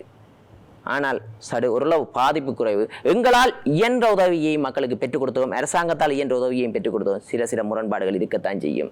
ஆனால் கண்டிப்பாக எதிர்வரும் காலத்தில் இவ்வாறான நிலையை தவிர்ப்பதற்கு இந்த யாழ்ப்பாணத்தில் ட்ரைனேஜ் சிஸ்டத்தை சீர் பண்ண வேண்டிய தேவை இருக்கிறது. இன்றைக்கு நேற்றைய தினமும் இன்ஜினியர்ஸ் எல்லாம் கூடி பழைய ப்ராஜெக்ட் இந்த கடல் மட்ட நீர் உயர்றதால தான் இந்த தண்ணியோட குறைவு பம்ப் பண்ணி தள்ளுறதுக்காக நேற்றைய தினமும் நாங்கள் கூட்டத்தை வைத்திருந்தோம். மக்கள் நலன் சார்ந்து அப்போது நாங்கள் அந்த இடத்தில் சென்று அதிகாரியிடம் விளக்கங்கள் இதை செய்யென்று அரச இயந்திரத்துக்கு நாங்கள் அழுத்தம் பிரயோகித்தது இல்லை. நாங்கள் அவரோட நன்மையை நாங்கள் தன்மையாக சொன்னோம், இப்படி செய்தால் நல்லா இருக்குமே. அதுதான் எங்களால் இயன்றது. மக்கள் சொல்கிறார்கள் இவ்வாறு. அப்போ நாங்கள் அரச கட்டமைப்புக்கும் அரசியல்வாதிக்கும் வித்தியாசம் ரெண்டும் ஒன்று தான். ஆனால் இன்றைக்கு அழுத்தம் எங்கள் சுயநலத்துக்காக நாங்கள் அழுத்தம் பிரயோகிக்கவில்லை. கிளிநொச்சியில் அதிகளவான பிரச்சனை இருக்கிறது. சிறிய பிரச்சனைகள் இருக்குது, தீர்க்கக்கூடிய பிரச்சனை. பேர்த் சர்டிஃபிகேட் கூட எடுக்கலான்னு நேற்று சொல்லுகிறேன். அம்மா எனக்கு கவலை தான் இருந்துச்சு. ஒரு பேர்த் சர்டிஃபிகேட்டை கூட எடுக்கலான்னு ஒரு தேப்பன் இருக்கிறார் ஐயா. 40 வருடங்களாக காணி பெர்மிட் எடுக்க இல்லாமல் அதுதான் இப்ப முரண்பாடு. அப்ப இதுகளை தீர்ப்பதற்கு எங்கள் அரசியல்வாதிகள் என்ன செய்தார்கள்? அவர்களது நலனை பெற்றிருக்கிறார்கள். டிஎஸ் கூடாக காணிகள் கிளிநொச்சியில் அவர்களுக்கு பல காணிகளுக்கு எந்த ஒரு பிரச்சனையும் முடியாது. அந்த காணிகளில் அவர்கள் 40 வருடங்களுக்கு மேலாக அவர்களுடைய ஆட்சியில் இருக்கின்றார்கள். அவர்களுக்கு அந்த பெர்மிட் கொடுக்கப்பட வேண்டும். பெர்மிட்டையும் கொடுக்க முடியாமல் கண்டிப்பாக விரைவான நடவடிக்கை நாங்கள் இந்த தொல்பொருள் திணைக்களத்துக்கு இது வனல் ஜீவராஜ்யத்திற்கு மக்களுடைய ஒரு அந்த இடத்துக்கு பிரச்சனை உருவாக்கிறது. பிரச்சனை உள்ள இடங்களும் இருக்கின்றது, பிரச்சனை இல்லாமல் உள்ள காணிகளும் இருக்கின்றது. அந்த காணிகளுக்கு நேற்றைய தினம் சென்றிருந்தேன் பூனேரி பிரதேசத்துக்கு. அவர்கள் சொல்கிறாரு இந்தியாவுக்கு சென்றிருக்காரு, அந்த காணி பத்தி விட்டு இருக்கிறது, அதனால் அவர்கள் தருகிறார்கள். ஒரு இது சிரமதான நடவடிக்கை எடுத்து அதில் தோட்டம் செய்கிறது குறிகாலத்தை தர சொல்லி கட்டினார். அப்படி பல நடவடிக்கை இருக்கார். இதில் சில சொல்கிற என்ன பேனர்ஜி இது டிபார்ட்மெண்ட் வந்து எல்லையை கூட்டி இருக்கு அதிகரிச்சு. கண்டிப்பாக அவர்களின் பிரச்சனைகளை நாங்கள் உற்று நோக்கிறோம். நாங்கள் அவர்களோட நேரடியாக கதைக்கின்றோம். அமைச்சர் சென்று நேரடியாக கதைக்கிறார், இடத்தரகர் இல்லை. அப்போது அவர்கள் மக்களின் பிரச்சனைகளை உணர்வு. நான் பிமல் தோழர் இருந்தோட அமைச்சர் பிமல் தோழர் அவர்களையும் கூட்டிக் கொண்டு இங்கே போயிருந்த பலாலிக்கு ஒரு அம்மாக்கள் அவர் அழுதுட்டு அந்த நிமிஷமே பக்கண்டு ஹோல் எடுத்து நேரடியாக உடனடியாக கதைச்சு உடனடியாக நடவடிக்கை எடுத்திருந்துக்கிறார். ஆனால் அவ்வாறு நாங்கள் நேரடியாக மக்களுடன் கலந்து ஆலோசிக்க வருகிறோம். அப்போதுதான் அந்த உணர்வு, மொழி தெரியாட்டாலும் உணர்வை புரியலாம், அந்த உணர்வை நாங்கள் கொடுத்து கொண்டிருக்கிறோம். எதிர்வரும் காலத்தில் கண்டிப்பாக யாழ்ப்பாணத்தை முன்னேற்றிய தீருவோம். 3 பொருளாதார மத்திய நிலையத்தை நாங்கள் உருவாக்கிய தீருவோம். யாழ்ப்பாணத்தில் கண்டிப்பாக அதிலிருந்து தொழில் பிரச்சனை தீரும். மக்களுக்கான தொழில் இன்று எல்லோரும் நினைக்கின்றனர். அந்த இந்த 76 ஆண்டுகளாக அரசாங்கத்தில் தான் வேலை செய்ய வேண்டும் ஒரு மென்டாலிட்டியை அது பெரும்பாலும் இலங்கை உருவாக்கி வைத்திருக்கிறார்கள். அந்த உருவாக்கிய நிமித்தமான கொழும்பை பொறுத்த வரைக்கும் இன்று அது நிர்மூலமாக்கப்பட்டிருக்கிறது. எனக்கு தெரிந்தவரை அரசாங்க உதவியில் வேலையை விட்டுவிட்டு தனியார் துறை இன்றைக்கு வேலை செய்கிறார். அவ்வாறு நிலையை யாழ்ப்பாணத்தில் ஏற்படுது. ஏனென்றால் அதிக வருமானம் ஒன்று கிடைக்குமா இருந்தால் அவர்கள் எங்கேயும் செல்ல உத்தரவாதம். அந்த உத்தரவாதம் இன்று வடமாகாண மக்களுக்கு இல்லை. ஏனென்றால் இன்றைய கடையில் வேலை செய்பவர்களை பார்த்த கவலை தான் வருது. கிளீனிங் பிள்ளைகளில் வேலை செய்பவர்கள் சிபிஎல் கிளீனிங் பிள்ளைகளை வேலை செய்கிற சம்பளத்தை கேட்டு அழுவீர்கள். இவ்வளவு கவலைக்கு நிமித்தமாக இருக்கிறார்கள். நான் சென்ற சமயம் ஒரு இடம் போயிடும் ஊமை பேசாத ஒரு கஞ்சி பானையில் கஞ்சி ஒடிச்சு பிள்ளைக்கு கொடுத்து கொண்டிருக்கு. ஊமை பேசாத இயலாது. உடனடியாக என்னால் என்று அரசாங்கத்தால் இல்லை என்னால் வேறு நண்பர்களுடன் தொடர்பு ஏற்படுத்தி அவர்களுக்கு நிதியை பெற்று ஒரு கடைக்காரன் சாப்பாட்டுக்கான அரிசியை மாதத்துக்கு கொடுக்குறேன் இருக்கிறோம். கல்விக்கான அந்த பிள்ளையின் கல்விக்கான நடவடிக்கை தாங்கள் செய்யணும். அப்படி நல்ல உள்ளங்கள் படைத்தவர்கள் யாழ்ப்பாணத்தில் பலர் உள்ளனர். ஆனால் இதுவரை இருந்த அரசியல்வாதிகள் அவ்வாறு இடத்துக்கு செல்வதில்லை. தனியே செல்கிறேன் நான். இவரிடம் செல்கின்றீர்கள். நீங்கள் செல்வது போன்று தீர்வுகளை முன்வைப்பது என்பது மிக முக்கியமானது. யாழ் போதனா வைத்தியசாலை சர்ச்சைக்குரிய ஒரு விவகாரமாக பேசப்பட்ட அந்த 170 பேருக்கான பணி என்பது எவ்வாறானதாக அமையப்போகும்? கண்டிப்பாக இது தொடர்பாக நாங்கள் ஆழமாக சிந்தித்திருக்கிறோம். இது நாங்கள் ஆட்சி அமைக்கிறதுக்கு முதலே அவர்களுடன் எங்கள் தொழிற்சங்க ரீதியாக நாங்கள் நேரடியாக சென்று கதைக்கும் போதும் அவர்கள் அன்றைய தினத்தில் அரசியல் அழுத்தங்கள் பலது இருந்தது. கதைக்க பயப்பட்டார்கள். ஏன்னா அன்று கூட அவர்கள் சம்பளம் இல்லாமல் அவர்களை அரசியல் நடவடிக்கைகளாக ஈனப்பிறவிகள் அரசியல் நடவடிக்கைகளாக சென்ற முறை பயன்படுத்தி இருக்கிறார்கள். எங்களுக்கு தெரியும். அவர்களை கூறியிருந்தார். நாங்கள் சொன்னோம் அவரிடம் பணத்தை பெற்று விடுங்கள் என்று. சாப்பாட்டுக்காக போகிறோம் என்று அப்படி அரசியல் நடவடிக்கை செய்திருக்கிறார்கள். அவர்களின் எதிர்பார்ப்பு என்னென்றால் அரசு உத்தியோகம் இப்படியாவது இருந்தால் பெற்றுவிடும். இவ்வளவு காலம் சம்பளம் இல்லாமல் வேலை செய்திருக்கிறோம். என் குடும்பம் எவ்வளோ கஷ்டப்பட்டிருக்கும் நாங்கள் உணர்றோம். ஏனென்றால் நானும் ஒரு தற்காலிக ஊழியராக இருந்து வந்தவன். மின்சார சபையில் படித்துவிட்டு தற்காலிக ஊழியராக இருந்த சமயம் அரசியல் நியமனத்தில் வந்து கொண்டிருந்தார்கள். நிரந்தர நியமனம். நான் தொழில்நுட்ப படிக்காதவன் இல்லை. தொழில்நுட்ப கல்லூரி எலக்ட்ரிக்கல் கோர்ஸ் படித்துவிட்டு தற்காலிக ஊழியராக நிற்கும் போது படித்த இளைஞர்கள் எல்லோரும் தற்காலிக ஊழியராக இருக்கிறோம். நாள் சம்பளத்துக்கு இருக்கும்போது அரசியல் நியமனம் பெற்று உடனடியாக அவன் சொன்னார், உங்களை அரசியல் நியமனம் எடுத்துட்டு உங்களை நிப்பாட்ட போகிறாங்க அதிகாரிகள் சொன்னார். அப்போது எமது ஜேவிபி ஜூனியன் தான் எமக்கு நிரந்தர நியமனம் பெற்றுக் கொடுத்தது. அன்றைய ஜேவிபி ஜூனியன் வந்து எங்களுடன் கதைத்தார். கண்டிப்பாக ஒரு போராட்டத்தை செய்வோம், நீங்கள் வேறுங்கள் எங்களுடன் கைகோருங்கள். நாங்கள் அவர்களை நம்பினோம். தொழிற்சங்கத்தை, ஜேவிபி தொழிற்சங்கத்தை கிட்டத்தட்ட நான் 8 வருஷம் நிரந்தர நியமனம் ஆகி 8 வருஷத்துக்கு முதல்ல அதோட தான் நான் கிட்டத்தட்ட ஜேவிபியோட ஜாயின்ட் ஆகினான். அந்த நிமிஷம் 10 வருஷத்துக்கு முதல்ல 8 வருஷம் நான் நிரந்தர நியமனமாகி அப்போ அந்த யூனியனோட தொடர்பை ஏற்படுத்தி யூனியனும் கதைச்சி இங்கே வந்து மாநாடு செய்து யாழ்ப்பாணத்தில் எல்லாரையும் திரட்டி எல்லாரையும் ஃபைல் பண்ணி கொழும்புல கொடுத்து கொழும்புல போய் போராட்டம் செய்து சிங்கள மாணவர்களும் நிரந்தர நியமன ஊழியர்களும் சேர்ந்து போராட்டம் செய்து கிட்டத்தட்ட தமிழ் மக்களுக்கு தமிழர்களுக்கு கிட்டத்தட்ட 700 பேருக்கு பெற்றுக்கொள்ள எல்லாம் சேர்ந்து 700 பேருக்கு மேலே நிரந்தர நியமனம் பெற்றுக் கொடுத்தார்கள். அப்போது நாங்கள் இங்கே வந்து நான் அதே பாணியிலே இங்கே இருக்கின்றார்கள் என்று இதே இடத்தில் கேண்டீனில் உள்ள போக விட மாட்டேன், உள்ள கதைக்க விட மாட்டேன். அப்பேக்க யூனியன் ரீதியை நாங்கள் இந்த நியமனம் பார்த்து நாங்களா போய் இந்த கேண்டீன் இதால் போய் பின்வாதில் கேண்டீன் இருக்குது. அவள் கட்ட வர கேண்டீனில் வச்சு இப்படி கூட்டம் யார் தற்காலி ஒரு ஆள் வந்து சொன்னார், எங்களுக்கு இங்கே இருக்கிற ஐயா அமைச்சர் ஐயா நிரந்தர நியமனம் பெற்று தருவார், உங்களோட காய்ச்சி எங்களுக்கு அது இல்லாமல் போடும். இன்று அவர் பெற்றுக் கொடுத்திருக்காரு. அரசியல் நடவடிக்கையும் பயன்படுத்தி இருக்கிறார். இன்று பெற்றுக் கொடுத்திருக்காரா? நாங்கள் கொழும்புக்கு சென்றார்கள் பஸ் எடுத்து. நான் அவருடைய நபருடன் தொலைபேசியில் கதைத்தார். அப்போதான் எனக்கு கவலையாக இருந்தது. நான் சொன்னேன், பஸ் காசை செலவழித்து போக வேண்டாம், எங்கள்கிட்ட வாங்க. நாங்கள் இதுக்கு முதல் தொழிற்சங்க ரீதியாக நர்சிங் யூனியனை கூட்டிகிட்டு வந்து நாங்கள் எங்கள்கிட்ட வாங்க கதைப்போம். மருத்துவம் என்பது மக்களுடன் ஒரு உயிருடன் விளையாடும் விளையாட்டு. அதை எடுத்தாம் பிடித்தாண்டு எல்லாம் செய்யல. அதுக்கான நடவடிக்கை இருக்கிறது. எங்களால் நிரந்தர நியமனம் வழங்க முடியாது. அதுக்கான ஒரு ப்ரொசஸர் இருக்குது. நிதி ஒதுக்க வேண்டும். நாங்கள் கண்டிப்பாக இப்போது 4 மாதத்துக்கான பட்ஜெட் தான் ஒதுக்கி இருக்கிறோம். எங்களுக்கு இந்த அரசாங்க கட்டமைப்புகளை ஃபுல்லாக சீர் செய்ய வேண்டிய தேவை இருக்கிறது. ஏனென்றால் இன்றைக்கு அதிகளவான அரசு உத்தியோகத்தில் நியமிக்கப்பட்டிருக்கிறார்கள். அன்றத்தோழரும் சொல்லியிருந்தார், சில அரச கட்டமைப்புகளை ஒன்றிணைக்க வேண்டிய தேவை இருக்கு. ஆனால் அரச உத்தியோகத்தர்கள் அதிகமாக இருக்கின்றார்கள். வைத்தியசாலைகளை பொறுத்த வரைக்கும் அரசு உத்தியோகர்கள் போதாமை என்பது அதுதான். ஏனென்றால் ஆகவே தற்காலிகமாக இவர்கள் பணியாற்றி இருக்கின்றார்கள் 170 இவர்களுக்கு ஒரு நிரந்தர நியமனத்தில் உறுதியான தீர்மானம் ஒன்று கண்டிப்பாக அரச இதுகளில் பழைய காடர் சிஸ்டம் தான் இருக்குது. நாங்கள் அதுக்கு ஆராய்ந்திருக்கோம். நாங்கள் பேச்சாளர்கள் இல்லை, சும்மா பிரண்டாவதம் கதைப்பவர்கள் இல்லை. கண்டிப்பாக அந்த காடர்கள் பழைய காலத்தில் உருவாக்கப்பட்ட காடர் சிஸ்டம் தான் இருக்குது. இன்றைக்கு எவ்வளவு தொழில்நுட்பம் முன்னேறி இருக்குது, எவ்வளவு துறைகள் மருத்துவத்துக்குள் பிரிக்கப்பட்டுள்ளது. ஒரு 2 மருத்துவருடன் இயங்குகிறது தெரியுமா? வட்டுக்கோட்டை அராலியில் ஹாஸ்பிட்டல் 2 டாக்டரோட நர்ஸ் இல்லாமல் இயங்குது தெரியுமா? தற்காலிக நர்ஸை சண்டில் பேலேருந்து எடுத்து இங்கே தற்காலிகமாக ஸ்டாண்ட் பைக்கு வச்சு கொண்டு செய்கிறோம். பெட் இருக்கிறது, நல்ல ஹாஸ்பிட்டல். மருந்து சாலைக்கு சாவச்சேரியில் பிரச்சனை நடந்தது, மருந்து சாலைக்கு ஏசி இல்லையண்டு.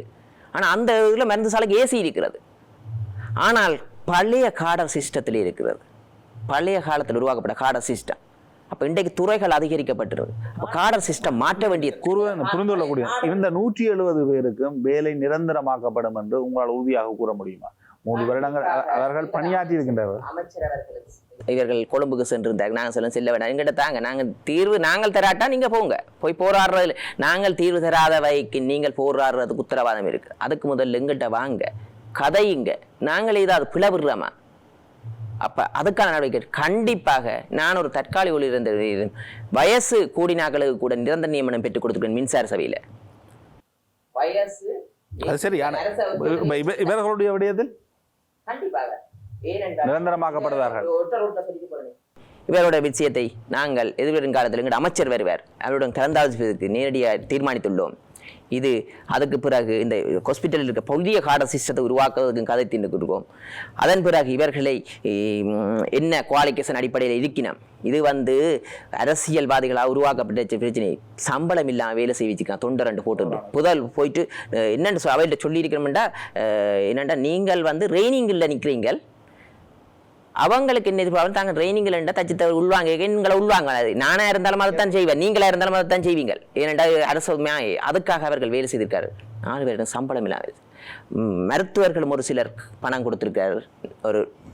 நீங்கள் நல்ல நட்புற வேண்டாம் மேலே கொடுப்போம். அதேமாரி அந்த இந்த ஒரு கொமிட்டி ஒன்று இருக்காங்க. அந்த கொமிட்டியாலேயும் சில பணங்கள் வழங்கப்பட்டிருக்கிறது, அரசாங்கத்தால் வழங்கப்படவில்லை. இவர்களை அரசியல் நலனுக்காக உள்ளே பூத்தி இவர்களை உருவாக்கி வச்சு. ஆனால் இந்த பிரச்சனையை தீர்க்க வேண்டிய பொறுப்பு இருக்குது. ஏனென்றால் இன்றைக்கு நர்ஸ் பற்றாக்குறை இருக்கிறது தெரியும். ஏனென்றால் புதிய எதிர்வரும் காலத்தில் அதை உருவாக்கி கொண்டு, ஏனென்றால் எங்கட பொக்கெட்டிலிருந்து பணத்தை எடுத்து கொடுப்பதில்லை. மக்கள்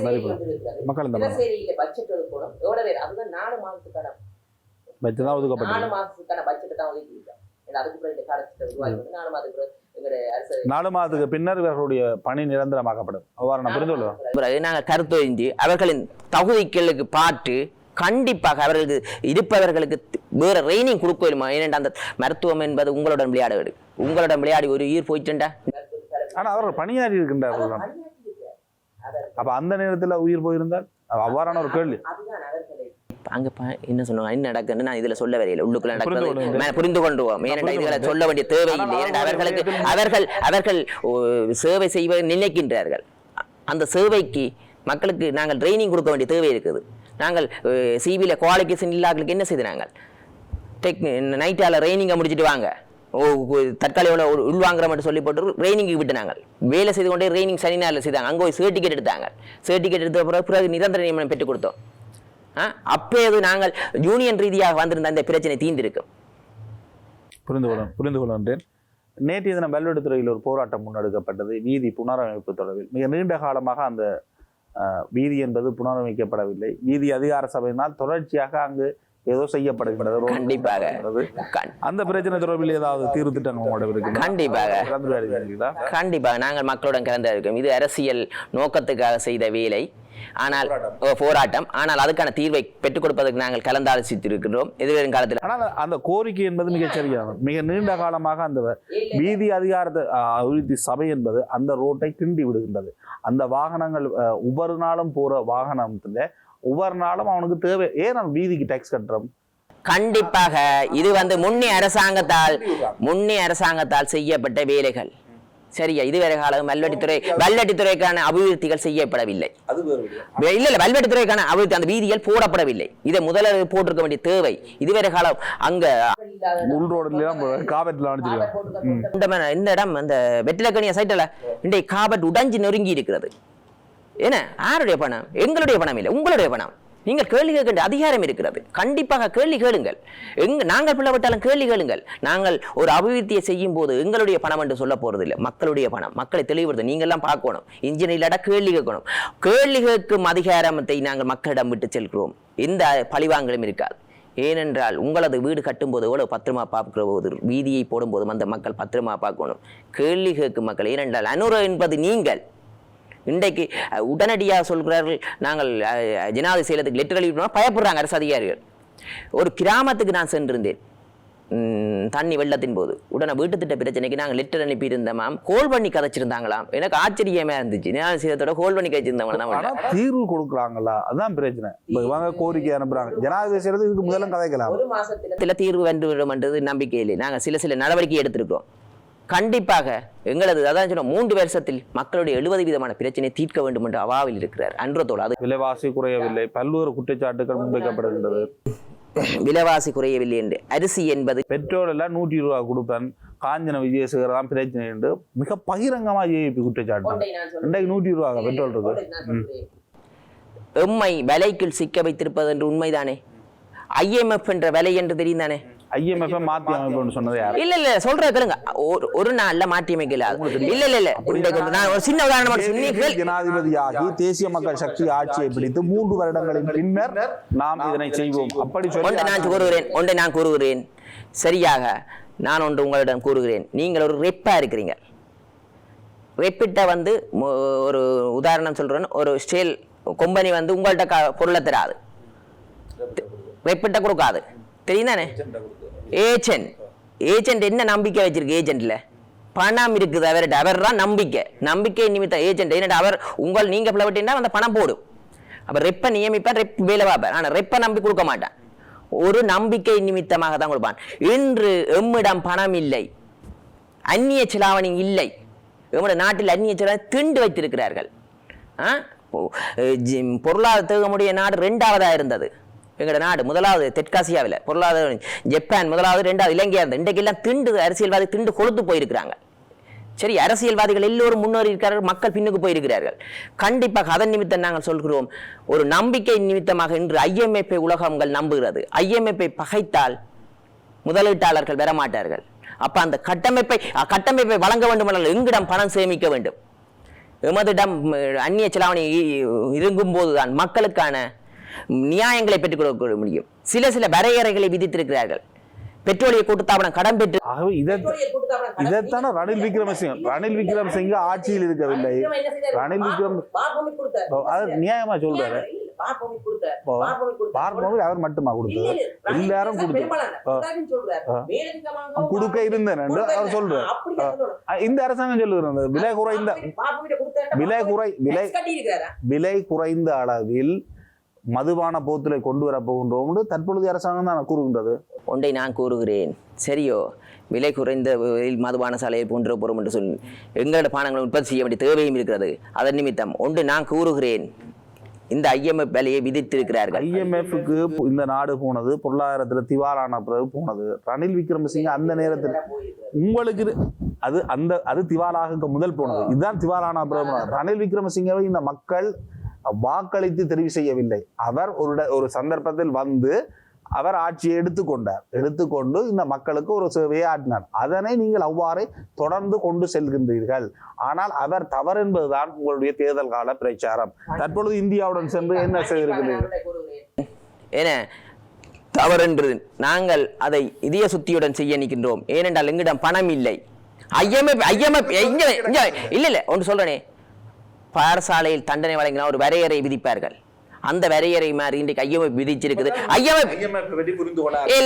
புரிந்து சொல்றேனே வரையமைப்பு. அதுக்காக நாங்கள் அரசியல்வாதிகளை அவர்களது சுகங்கள் டேக்ஸ் கட்டாமல் இருக்கிறதில் விட இன்றைக்கு IMF எங்களுக்கு அவர் ரணில் விடங்கள் நம்பிக்கை கூடி இருக்குது. ஏனென்றால் இந்த பார்லமெண்ட் உறுப்பினருக்கு செலவை குறைத்திருக்கிறார்களா? ஒரு நாளைக்கு 2 லட்சத்துக்கு மேல செலவாகும். முன்னே பார்லமெண்ட் உறுப்பினர் 2 வாகனம் பின்னுக்கு முன்னுக்கு அமைச்சர்களுக்கு. இன்றைக்கு எங்க அமைச்சருக்கு ஒரு வாகனம், சொகுசு வாகனம் பாவிக்க வேண்டாம் வேண்டாச்சு. பெட்ரோல் கூட முடியும் 3 லிட்டர், சரியோ, அதுக்கு இன்றைக்கு சாதாரண பிக்கப்பை பயன்படுத்தி இருக்கிறோம். அப்ப இந்த அர்ப்பணிப்பை மக்களுக்கு ஜனாதிபதியாக வந்திருந்தார். தற்பொழுது அனுராபுரத்துக்கு வந்திருந்தார். என்னத்தில் வந்திருந்தார்? அவருக்கான அந்த செலவுகள் ஒன்று நான் சொல்லுகிறேன், இல்லை ஒன்று சொல்றேன், சொல்ற கேளுங்கள். நான் ஒன்றை சொல்கிறேன், இங்கே பாதுகாப்புக்கு ஹெலிகாப்டர்ல வர இல்ல, இங்கே இந்த யாழ்ப்பாணத்துக்கு வரைக்கும் ஒன்று நான் சொல்றேன். ஒரு வாகனம், அது இல்ல ஒரு வாகனம் கட்சியின் வாகனம், ஒரு வாகனம் தான் அரசாங்கத்தின் வாகனம் பாதுகாப்பு. சரியா? 2 வாகனம். முந்தி ஜனாதிபதி வர்றா எப்படி நீங்கள் அப்பேக்க கேள்வி கேட்டீங்களா? ரணில் வாகனம் ஏத்தி 2 ஏத்தி போட்டு வரும், 2 கார் வரும், அதுக்கு 2 ST பாதுகாப்பு படசூழ. இந்த கேள்வியை நான் கேட்கிறோம். ரணில் விக்ரமசிங்க ஆட்சிக்கு வரக்க தான் ஒரு வாகனத்தில் அம்பருவன், நான் இதுல வர மாட்டேன் என்று சொல்லி இல்லை. நீங்கள் அப்படி சொல்லி வாரீங்க. அப்ப உங்களை தான் அந்த கேள்வி பொருத்தமா இருக்கும்.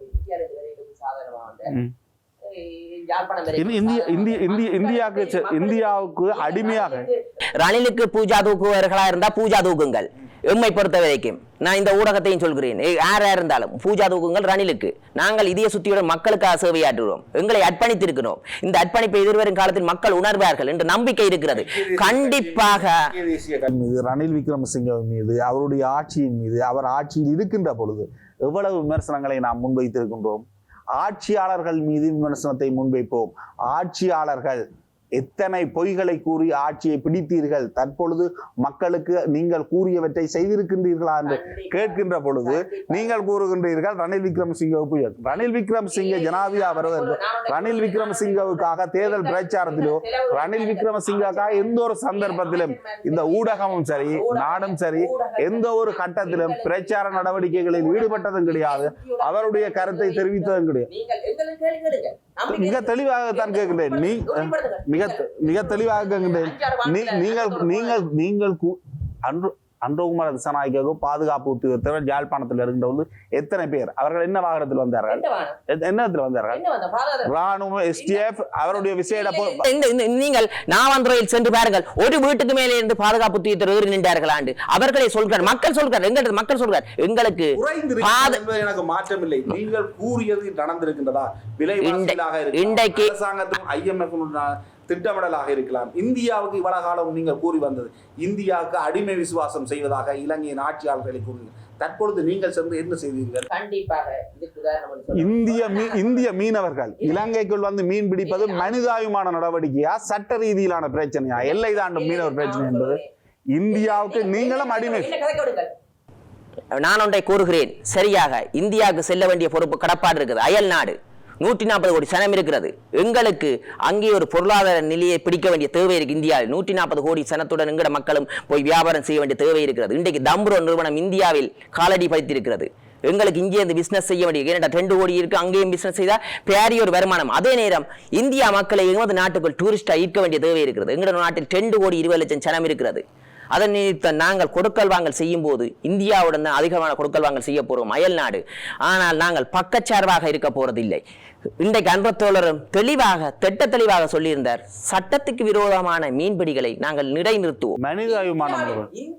இந்தியாவில் வைத்து மனிதாபிமானமான முறையில் அனுப்புகின்றார். இந்தியாவில் வைத்து மனிதாபிமானம் எங்க நாட்டில் காட்டுங்கப்பா, தமிழர்களுக்கு மனிதாபிமானம் காட்டுங்க. பயங்கரவாத தடை சட்டத்தை பயன்படுத்துறீங்க, அது மனிதாபிமானமா?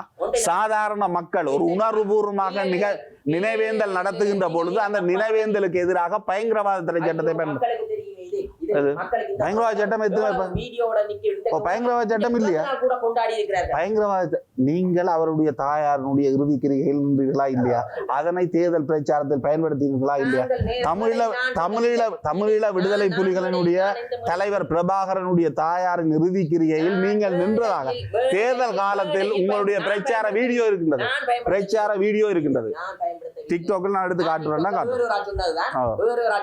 உங்களுடைய பழைய போட்டோட இருக்கு. பழைய வீடியோ எடுத்து அந்த போட்டோ அவர் சொன்னார், இல்ல சொல்லுவோம் அவரே சொன்னார், எனக்கு தெரியாது இதை பற்றி. சரியா? வெளிநாட்டுக்கு ஒரு நபர் தான் கூறு. அவர் பயங்கரவாத கைது செய்யப்பட்டிருக்காரா?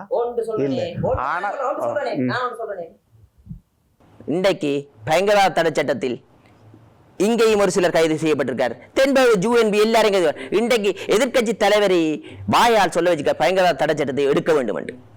அது ஒரு வெற்றிகரமான நிகழ்வு. எங்களது கொள்கை பிரயாணத்தில் நாங்கள் கூறியிருக்கின்றோம், பயங்கரவாத தடை சட்டம் நாட்டுக்கு தேவையில்லை என்று. கண்டிப்பாக எதிர்வரும் காலத்தில் அதை எங்களோட கொள்கை அந்த சட்டத்தை பயன்படுத்தாம இருக்கிற பயன்படுத்தாம இருக்கிறேன். அப்படி நீங்கள் தென்பகுதி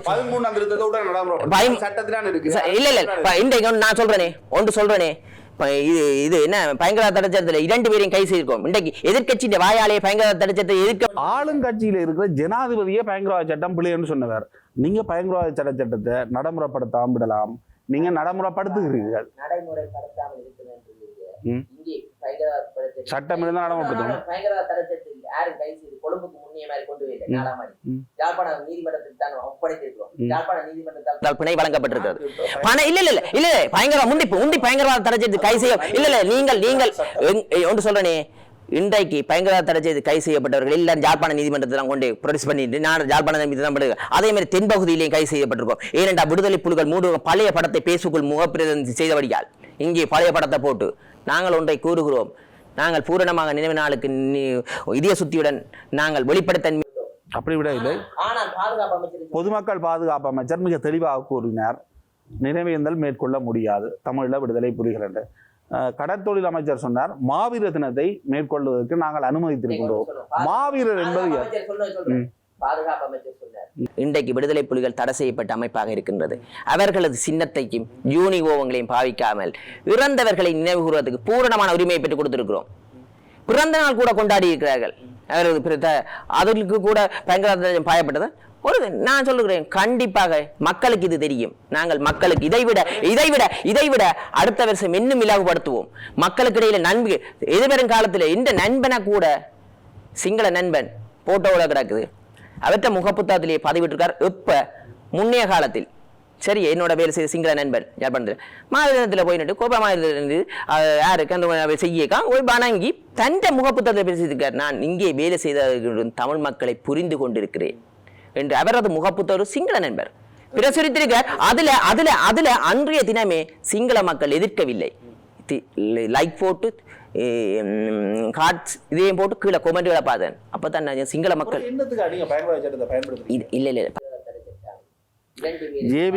ஜேவிபிக்கு மீதும் பயங்கரவாத நாங்க புரிந்து கொள்ளணும். நீங்களும் ஒரு தமிழர், உங்களுக்கும் இந்த போராட்டத்தை பற்றி தெரியும். பயங்கரவாத தடை சட்டம் ஜேவிபிக்கு எதிராகவும் ஒரு காலத்தில் பயன்படுத்தது. மிக அதிகமானோர் அதனால் பாதிக்கப்பட்டார்கள். ஆனால் இன்று ஜேவிபி தன்னுடைய நினைவினத்தை கொண்டாடுகின்றது. தன்னுடைய இறந்த தலைவர்களை பூசிப்பதற்கு அவர்களுக்கு முழு அனுமதி இருக்கின்றது. அப்படிப்பட்டவர்களின் பின்னணியை கொண்ட ஒரு கட்சி தற்பொழுது இன்னும் ஒரு தரப்பு போராட்டத்தை மேற்கொண்டு இறந்தவர்களை நினைவு கூறாமல் தடுப்பது, அதற்கு எதிராக பயங்கரவாத தடை சட்டத்தை பயன்படுத்துவது நியாயபூர்வமானதா? ஒரு கண்டிப்பாக நாங்கள் ஒன்றை சொல்லுகிறோம். நாங்கள் சில உரிமைகளை கொடுத்திருக்கிறோம். அதுல சில இல்ல உரிமையை கொடுத்திருக்கிறோம். பூரணமான உரிமையை பெற்றுக் கொடுப்போம். அதற்காக நாங்கள் யூனிமாவை போட்டுட்டு துவாக்க தூக்கி கொண்டு கொண்டாடுறதுக்கு நாங்கள் விட்டுனாங்களே. அதே மாதிரி ஜேவிபி துவக்க தூக்கி கொண்டா இப்ப நினைவு நாள் செய்யுது இல்ல. நாங்கள் நோமலாக மலர் தூவி எல்லாரும் இல்ல அது பேஸ்புக்குள்ள படங்களை பிரசுரிக்கிறது, பழைய படங்களை. இது கைது செய்யப்பட்ட இல்ல ஒன்று சொல்றேன், முன்னைய காலத்தில் நடந்த படத்தை இன்று நடந்தது மாதிரி முகப்புத்தகத்தில் பிரசுரிச்சு இனவாதத்தை தூண்டினால் என்ன செய்வது? அது இனவாதம். அதுக்கு பயங்கரவாத சட்டம் தேவையா? என்னுடைய கேள்வி, பயங்கரவாத தடை சட்டம் என்பது எந்த அளவு தூரம் பாரதூரமானது? கடூழியமாக நாங்கள் அவர்களை தண்டிக்கவில்லை. முன்னைய காலத்தில் பயங்கரவாத தடை கைது செய்யப்பட்டவர்கள் அவங்க பயிர் செய்த கொழும்புக்கு தான் கொண்டு வருவாங்க. நாங்கள் யாழ்ப்பாண நீதிமன்றத்திலே ஒப்படைத்து போலீசாரிடம் ஒப்படைத்தோம். ஏன்னா விசாரிக்க வேண்டிய கடமை இருக்கு, சட்டம் ஒன்று இருக்கு. நாங்கள் சட்டத்தை மீறலையே. அன்றத்தோழன் சொல்லியிருக்கார் நாங்கள் சட்டத்தின் மேலிருந்து உட்கார்ந்து நாங்கள் ஆட்சி செய்வீர்கள், சட்டத்தை அடக்குவதற்கு இல்லை. நாங்களும் இல்ல அவரும் சட்டத்தை அடக்குறார். அன்றகுமார திசாநாயக்க அரசியலமைப்பை மீறி செயற்படுகின்றார் இல்லையா? செயற்பட்டிருந்தா யாழ்ப்பாணத்துல மட்டும் கை செய்ய போட்டு தென்பகுதி மக்களை விட்டு இருக்கா. உங்களுக்கு தெரியும் ஆட்சியாளர்கள் இனிமேலும் இனவாதம் கதைத்துக் கொண்டிருப்பதை விட எப்படி யாழ் மக்களை முன்னேற்றுவதென்று கேள்வியை கேளுங்கள். இவ்வாறான ஊடகங்கள் அதை நாடாளுமன்றத்தில் பேசுங்கள். நாடாளுமன்றத்தில் போலி பட்டங்கள் சம்பந்தமா பேசுங்க. நாங்கள் ஊடகத்துக்கு தாழ்மையான வேண்டுகோளுக்கு இருக்கிறோம். இப்படியான ஊடகங்கள் கண்டிப்பாக எங்கள் மக்களை எவ்வாறு அபிவிருத்தி செய்யப்படும், பாதிக்கப்பட்ட முன்னாள் போராளிகளுக்கு என்ன திட்டம் வைத்திருக்கிறீர்கள், விதவைகளுக்கு என்ன திட்டம் வைத்திருக்கிறீர்கள், பெண்கள் தலைமைத்துவத்துக்கு என்ன திட்டம் வைத்திருக்கிறீர்கள்? யாழ்ப்பாணத்தினுடைய அபிவிருத்திக்கு இவ்வாறான திட்டங்கள் உங்களிடம் இருக்கின்றது. புலம்பெயர முதலீடுகள் இங்கு வருவதற்கு அரசியல் தலையீடு இல்லாமல் அதனை அனுமதிப்பதற்கு, அந்த முதலீடுகளுக்கு பாதுகாப்பு உத்தரவாதம் அளிப்பதற்கு இந்த அரசு தயாரா? கண்டிப்பாக நாங்கள் எல்லோரையும் அன்புடன் அழைக்கின்றோம். எந்த பக்கமும் பச்சை தண்ணி கூட கமிஷன் கேட்காத அரசாங்கம் உங்களது ப்ராஜெக்டில் எங்களிடம் தாருங்கள், நாங்கள் சமர்ப்பிக்கின்றோம். கண்டிப்பாக வெளிப்படுத்தமே நீங்கள் அந்த சிஸ்டத்தை இயக்குவோம். கண்டிப்பாக முதலீடு கொண்டு வருவோம். அதுக்கு முதல்ல நான் ஒன்றை யாழ் மக்களுக்கு கூறிக்கொள்கிறேன். எங்களுக்கு வாக்களித்த மக்களுக்கு இந்த யாழ்ப்பாணத்தை 5 வருடத்தில் சிறந்த ஒரு தொழிற்சாலை வலயமாக உருவாக்கி, சிறந்த இங்கிருந்து பல உற்பத்தி பொருட்கள் தென்பகுதிக்கு போகக்கூடிய, உலகத்துக்கு போகக்கூடிய நிலையை நாங்கள் உருவாக்குவோம். அதுக்கு புலம்பெயர் தேசம் கை கொடுப்பார்கள் என்று திடமான நம்பிக்கை இருக்கிறது. ஏனென்றால் நாங்கள் ஒரு 3 பொருளாதார மத்திய நிலையத்தை உருவாக்கப் போகின்றோம். அதுக்கான நிதிகளை கூடுதலாக அனுர தோழரின் தனிப்பட்ட விருப்பமும் 3 பொருளாதார மத்தியத்தில் ஒன்று கேகேஸை மையப்படுத்தியது, ஒன்று ஆனரவை மையப்படுத்தியது, ஒன்று பரந்தன் மாங்குளத்தை மையப்படுத்திய 3 பொருளாதார மத்திய, அதுக்கான கூடுதலான நிதியை ஒதுக்கி பொருளாதார மத்திய ஒன்று ஆனரவு உப்பளம், பரந்தன் ரசாயன ஃபேக்டரி எல்லாம் அமைக்கிறதுக்கான நல்ல ஆக்களை போட போகிறோம். ஆணவ உப்பளத்தை உலகத்துக்கு தரம் வாய்ந்த உப்பாக விநியோகிப்பதற்கு பல முதலீட்டாளர்கள் எங்களிடம் வந்திருக்கிறார்கள். அவர்களுக்கு மூக்கப்பட வேண்டும். ஆணவ உப்பளம் மட்டும் இல்லை, அதுக்கு எதிரேயும் இருக்குது ஒரு உப்பளம். அதுகளை யாருக்காவது தனியார் துறைக்கு வழங்கி இதை ஏனென்றால் இலங்கையிலே சிறந்த உப்பளம் ஆணவ உப்பளம், வெள்ள உப்பு. அதை இன்றைக்கு இது முன்னே இருந்த அரசியல்வாதிகள் என்ன செய்தார்கள்? இதுக்கு எதிராக குரல் கொடுத்திருந்தார்களா? இந்த உப்பளத்தை டெவலப் பண்ணி தான் கசிப்பு காய்ச்சிடுவான், நான் கசிப்பு காய்ச்ச மாட்டான், இங்கே தொழில் செய்வான். 5500 ஏக்கர் இருக்குது. இன்றைக்கு அவனுக்கு வேலை இருந்திருந்தா இந்த தகப்பனும் எனக்கு தெரியும், எந்த தகப்பனும் விரும்பி கசிப்பு காய்ச்சறே இல்லை. ஏனென்றால் அவன் பிள்ளை இப்படி கசிப்பு காய்ச்சின தகப்பன இப்படி கிண்டல் அடிப்பாங்க பள்ளிக்கூடத்தில். நாங்களே தான் தெரிஞ்சா முந்தி கூட நாங்கள் கிண்டல் அடிக்கிறோம். நாங்கள் அப்போ அவன் வேதனை எப்படி இருக்கு, தகப்பன் வேதனை, பிள்ளைக்கு எப்படி வேதனை இருக்கு அதை உணர்றான். அதால எந்த தகப்பனும் விரும்பி கசிப்பு காய்ச்சி தொழில்துறை இல்லை. முந்தி யாழ்ப்பாணத்தில் பழைய காலத்தில் எத்தனை ரோலி வந்து கேகேசிலிருந்து எத்தனை சீமெந்தி ரோலி, கரையோர பக்கமே மீன்பிடி, கரையோர பக்கத்தால மீன் ஏற்றிக்கொண்டு தென்பகுதிக்கு போனது விவசாயம் நடைமுறைப்படுத்துவோம். தமிழ் மக்களுக்கு நம்பிக்கையை கூறுகிறோம். கண்டிப்பாக இருந்து பாருங்கள். ஏனென்றால் தமிழ் மக்கள் 3 ஆசனத்தை தந்திருக்கார்கள். இனிமேலும் எங்களுக்கு நாங்கள் உண்மையின் பக்கம் நிற்க போறோம். உண்மைக்காக ஆதரவு கொடுப்பார்கள். எல்லா திட்டங்களையும் கண்டிப்பாக மாற்றுத்திறனாளி எங்களோட பார்லமெண்ட் இதுவரை காலம் இல்லாத ஒரு உறுப்பினரை நாங்கள் உள்வாங்கி இருக்கின்றோம். அந்த வகையில் இன்றைக்கு பேருந்தில் கூட மாற்றுத்திறனாளி பயணிக்கக்கூடிய நிலையில் அவர்கள் இன்று யாரையும் கண்டுகொள்வதில்லை. மாற்றுத்திறனாளிகள் அவர்களுக்கான வேலை திட்டம் என்று ஒதுக்கி இருக்கிறோம். அவருக்கு ஊடாக ஒதுக்க போகிறோம். இவங்களுக்கு அதுக்கான நிதிகளை ஒதுக்க போகிறோம்.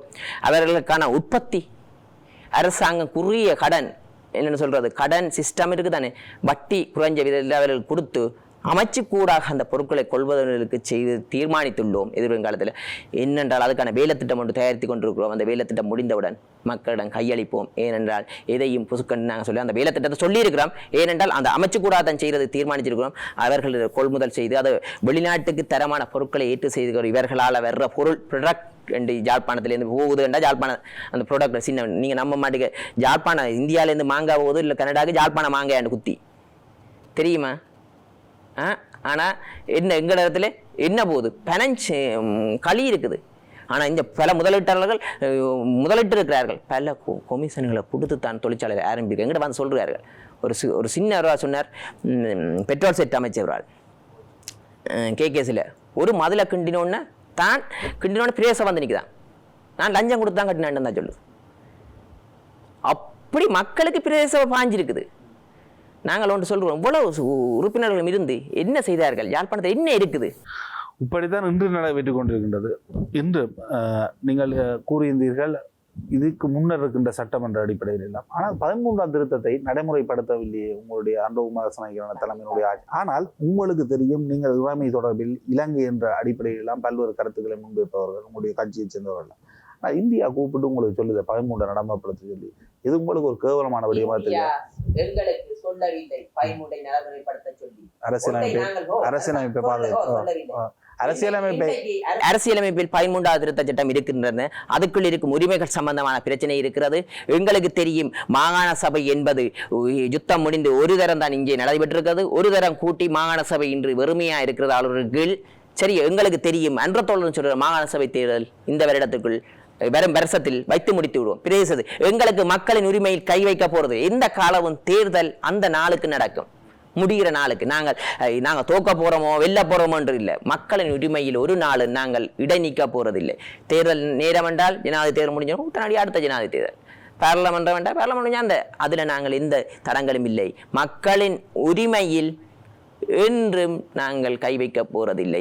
அதை பிற்போடுவதற்கு அரசியல் சூழ்ச்சிகளுக்காக பிற்போடுவதில்லை. நாங்கள் வெல்ல முடியாது பிற்போடுவதில்லை. இதே ஆனால் நான் என்னுடைய கேள்வி 13ஆம் திருத்தத்தை நடைமுறைப்படுத்துவது தொடர்பில் அடுத்த கட்ட நடவடிக்கைகள் சில 13ஆம் திருத்தத்தில் இருந்த சில அதிகாரங்கள் நாடாளுமன்றத்தினால் எடுக்கப்பட்டிருக்கின்றது, அமைச்சரவை தீர்மானங்களினால் எடுக்கப்பட்டிருக்கின்றது, ஜனாதிபதியினால் சில விடயங்கள் மேற்கொள்ளப்பட வேண்டியிருக்கின்றன, போலீஸ் டிஐஜி எல்லாம் அவர் நியமிக்க வேண்டும். அவ்வாறான செயற்பாடுகளை உடனடியாக அன்பகுமார ரத்நாயக்க மேற்கொள்ளலாமே. மாகாண சபை தேர்தல் இடம்பெறுவதற்கு முன்னர் அவ்வாறான அதிகாரங்களை மாகாணத்துக்கென்று ஒதுக்கிவிட்டால் மாகாண சபை தேர்தல் இடம்பெற்றதன் பின்னர் ஒரு சுமூத்தாக அந்த மாகாண சபை இயங்கும் அல்லவா? இன்றைக்கு குற்றச்செயலுக்கு புறம்பாக விசாரிக்கிறதுக்கு போலீஸ் ஆணைக்குழு ஒன்று நியமிக்க போறோம். அதீத குற்ற என்னண்டா போலீஸுக்குள்ள இல்ல அதான் பயன்படுத்த போலீஸுக்குள்ள அதை ஒன்று நியமிக்க போறோம். இந்த குற்றச்செயலில் ஏனெண்டா இன்றைக்கு போலீஸாரிலேயும் நம்பிக்கை இழந்து இருக்கிறார் மக்கள். ஏனென்றால் நீதி கிடைக்கின்றது இல்லை. எங்களுக்கு தெரியும், அதான் நாங்கள் சொன்னாங்க அரசாங்கம் மாறி இருக்குது, சிஸ்டம் அரசாங்கத்தின் செயற்பாடு மாறி இருக்குது. ஆனால் இங்கே இருக்க சிஸ்டம் மாறே இல்லை, அதே சிஸ்டம். ஆனால் அரசாங்கத்துக்கு இதுக்கு மீறி இந்த ஒரு சிஸ்டம் அறுத்து விட்டு இருக்குது. அதை நீ அதை வேலை பின்னலை தொடுத்து நீ புதிய ஒரு சிஸ்டம் உண்டு அந்த கட்டமைப்பை மாற்றி அமைக்க வேண்டிய தேவை இருக்கிறது. மக்களுக்கு அரசாங்கத்தில் மாற்றம் ஏற்பட்டிருக்குது, ஆனால் மக்களுக்கு மாற்றம் ஏற்படையில்லை. நாங்கள் உணர்ந்திருக்கிறோம். ஜிஎஸ்டி போனா மக்களும் இதைத்தான் சொல்றாரு, எங்களுக்கு அந்த மாற்றம். அப்ப அந்த மாற்றத்தை ஏற்படுத்துவது ஒரு நாளிலே புசுக்கண்டு எல்லாத்தையும் தூக்கி நாங்கள் கலட்டி போட்டு இந்த புது விட் பண்ணி போட்டு போறது இல்லை. இது ஒரு நடைமுறை. அமெரிக்காவை பாருங்கள், கனடாவை பாருங்கள், இவ்வளவு அடி எடுத்து மாற்றத்தை நவீன யுகத்துக்கு டிஜிட்டல் தொழில்நுட்பத்துக்கு முந்தி கனடாவில் கையால தான் எழுதுதான் பழையாக்கள் போய் சொல்றேன். புரிந்து கொள்கின்றேன். என்னுடைய கேள்வி 13ஆம் திருத்தத்தை ஆரோக்கியமாக்குவது தொடர்பில், அந்த அதிகாரத்தை வழங்குவது தொடர்பில் அரசாங்கம் ஒரு அடுத்த கட்ட செயற்பாட்டுக்கு செல்லுமா? கண்டிப்பாக அடுத்த கட்ட செயற்பாட்டுக்கு செல்ல போகிறோம். நாங்கள் எங்களுக்கு இந்த நாட்டில் நான் ஒன்று சொல்றேன், இந்த நாட்டில் இருக்கும் ஜனாதிபதி தேர்தல்கள் முறையை பார்ப்போம். ஜனாதிபதி தேர்தல், அதுக்கு பிறகு நாடாளுமன்ற தேர்தல், மாகாண சபை தேர்தல், பிரதேச சபை தேர்தல், இவ்வளவு தேர்தல் உறுப்பினர் இருந்து மக்களுக்கு இதுவரை காலமும் எந்த உரிமை கிடைத்திருக்கிறது? சிங்கள மக்களுக்கோ தமிழ் மக்களுக்கோ முஸ்லீம் மக்களுக்கோ அவர்களது கலாச்சாரம் பாதிக்கப்பட்டிருக்கா? இல்லை. எல்லாம் சீரழிஞ்சிருக்குது. சொல்லி ஆட்சிக்கு வந்து அதை கட்டியமைப்பதற்கு தான் நாங்கள் வந்திருக்கிறோம். எங்களுக்கு நம்பிக்கை இருக்கிறது. மாகாண சபை தேர்தலை கண்டிப்பாக இதுவரும் நான் தேர்தல் வைக்கிற சமுதாயம் அந்த அதிகாரத்தை வழங்குவது அதிகாரம் அதான் மாகாண சபை தேர்தலை உடனடியாக வைப்போம். அதற்கு முன்னர் அதிகாரங்கள் வைப்போம். வைத்துவிட்டு அதற்கான அதிகாரங்கள் அர்ப்பணிப்பு இன்னொன்று சொல்றேன். என்ன சுருக்கமாக சொன்னால் உண்மையுள்ள அர்த்தமுள்ள மாகாண சபையா உருவாக்கிட்டு எங்கள் நாட்டில் இத்தனை சட்டமூலம் திருத்தி 21 தரம் திருத்தி அது என்ன அரசியல்வாதிகளின் நலனுக்காக தீர்க்கப்பட்டது. எங்களுக்கு நம்பிக்கை இருக்கிறது. உங்களிடம் புத்திஜீவிகளிடம், தமிழ் புத்திஜீவிகளிடம், புலம்பெயர் தேசத்தில் இருக்கும் மக்களிடம் புத்திஜீவிகளிடம், ஏனென்றால் இன்று படித்த புத்திஜீவிகள் பலர் புலம்பெயர்ந்திருக்கிறார்கள். அவர்களையும் அணுகி அவர்களுடைய கருத்துக்களையும் கேட்டு, ஏனென்றால் எல்லாரும் ஒன்றுபட்டால் தான் என்ற தொழில் ஜனாதிபதி பதவியேற்ற என்ன சொன்னார்? வாக்களித்த மக்களுக்கு நன்றி, வாக்களிக்காத மக்களை மரவணைத்து. அதே மாதிரி நாங்கள் கண்டிப்பாக இங்கே இருக்க புத்திஜீவிகள், இங்கே இருந்து புலம்பெயர்ந்திருக்கிற புத்திஜீவிகள், பல பல தொழில்கள் இருக்கிற ஒரு வர்த்தகர் இல்லை இலங்கையில் பலர் இருக்கிறார்கள். அங்கே அவர்களின் கருத்துக்களை கேட்டு எல்லா முஸ்லீம் மக்களுடைய கருத்துக்கள், எல்லா மக்கள் அனைத்து மக்களுடைய கருத்துக்களை மக்களின் கருத்துக்களையும் கேட்டு புதியதொரு சட்ட மூலம் இலங்கைக்கு தேவையாக இருக்குது. இன நல்லுக்கத்தோடமான அதில் யாருக்கும் இல்லை. அன்றைய சட்ட மூலத்தில் இந்த நாட்டில் நான் ஒன்றை கூறுகிறேன். அன்றைய சட்ட மூலத்தில் மக்கள் தீர்மானிப்பார்கள், ஆளுமை உள்ளவர்களை தேடுவார்கள். அன்று இந்த நாட்டில் யாரும் ஜனாதிபதியாக தமிழனோ சிங்களவனோ முஸ்லிமோ பேகரோ இல்லாமல் அந்த சிஸ்டத்துக்கு எல்லாரும் கீழ்ப்படியணும். நாங்கள் அந்த சிஸ்டத்தை இயக்குறத கஷ்டப்பட்டு இருக்கோம். அந்த சிஸ்டத்தை உருவாக்குவோம். திட்டமான நம்பிக்கை இருக்குது. மிகப்பெரிய மாற்றங்கள் பற்றி எல்லாம் பேசுகின்றீர்கள். ஆனால் ஒரு கடவுச்சீட்டை ஒழுங்கா வழங்க முடியாமல் இருக்கிறது. நீங்கள் ஆட்சியும் மாறிவிட்டீர்கள். கடவுச்சீட்டை வழங்குறது என்ன சிக்கல்? ஒரு தேர்தல் அறிவிக்கப்பட்ட ஒரு குறிப்பிட்ட நாளைக்குள்ள தேர்தல் சீட்டை வழங்கக்கூடிய மாதிரி 1,70,00,000 பேருக்கு கடவுச்சீட்டில் என்ன நடந்திருக்கின்றால் அதிகளவானவர்கள் வெளிநாட்டுக்கு போகிறதுக்கு தீர்மானித்து கொண்டிருக்கிறார்கள். இரண்டு நாட்டை இப்படி ஆக்கி வைத்திருக்கிறார்கள். இப்போயும் ட்ரை பண்ணி கொண்டிருக்கிறார்கள். எதிர்வரும் காலத்தில் இப்போது இலகுபடுத்திக்கும் புதிய கடவுச்சீட்டை ஒன்று அறிமுகப்படுத்தி இருக்கிறோம்.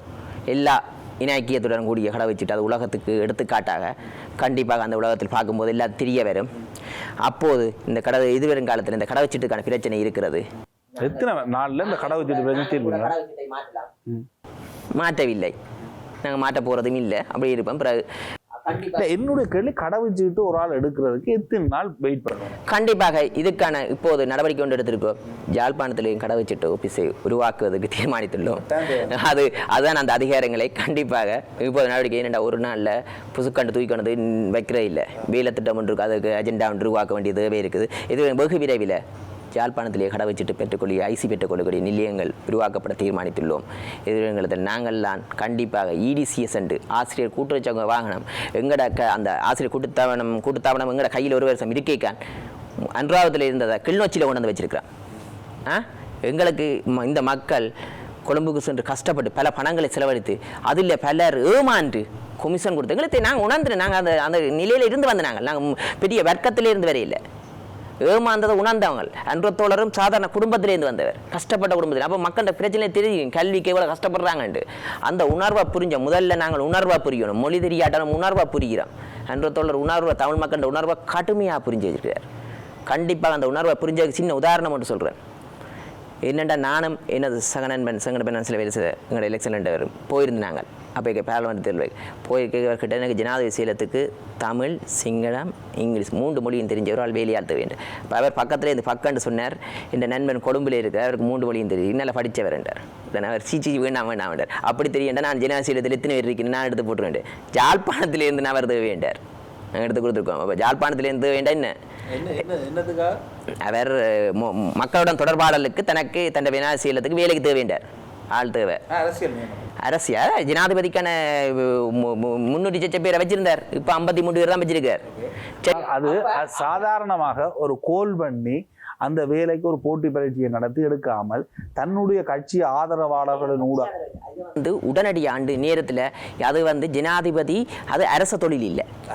கொண்டு சொல்றேனே அண்ணா, அது அரச தொழில் இல்லை. சரியோ, அது எந்த அரச தொழிலும் இல்லை. அது ஜனாதிபதியால் தனிப்பட்ட இதுக்கு அவருக்கு சம்பளம் குறைவு. 56,000 ரூபாய் பேசிக் சம்பளம். கொழும்பிலிருந்து இருந்து ஏனென்றால் ஒன்று சொல்றேனே அது நான் பல இடையிலையும் கேட்டுதான் சம்பளம் குறைவு சில ஆக்கள் விட்டுருக்கணும். ஐயோ இந்த வேலைக்கு வேலை இல்லாது நீங்கள் சிலர் அமைச்சர் சிலர் வேலை செய்யலாம். வீடு கூட இல்லை.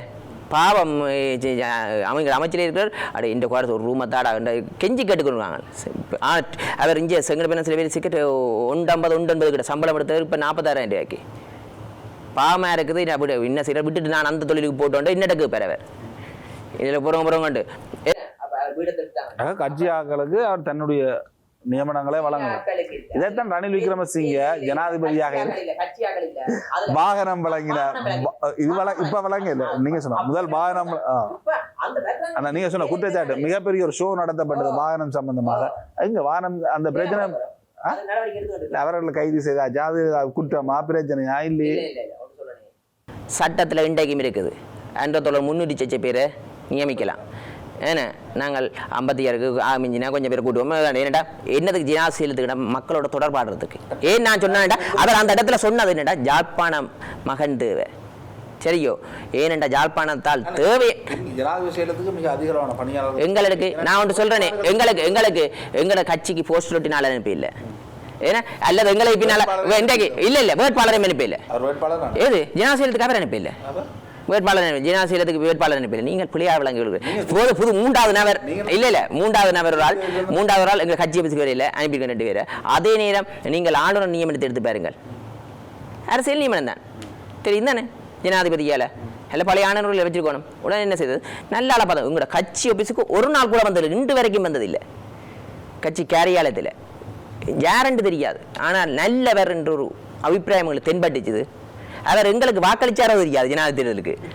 உண்மையாக கூறுகிறோம், அவருக்கு தான் தெரியும் கண்டிப்பாக. ஏனென்றால் முன்னைய காலத்தில் இவ்வாறு நியமனம் வழங்கும் போது அரசியலுக்கு முதல் பூஜா தூக்கியவர்களை தான் தூக்கி போடுறது.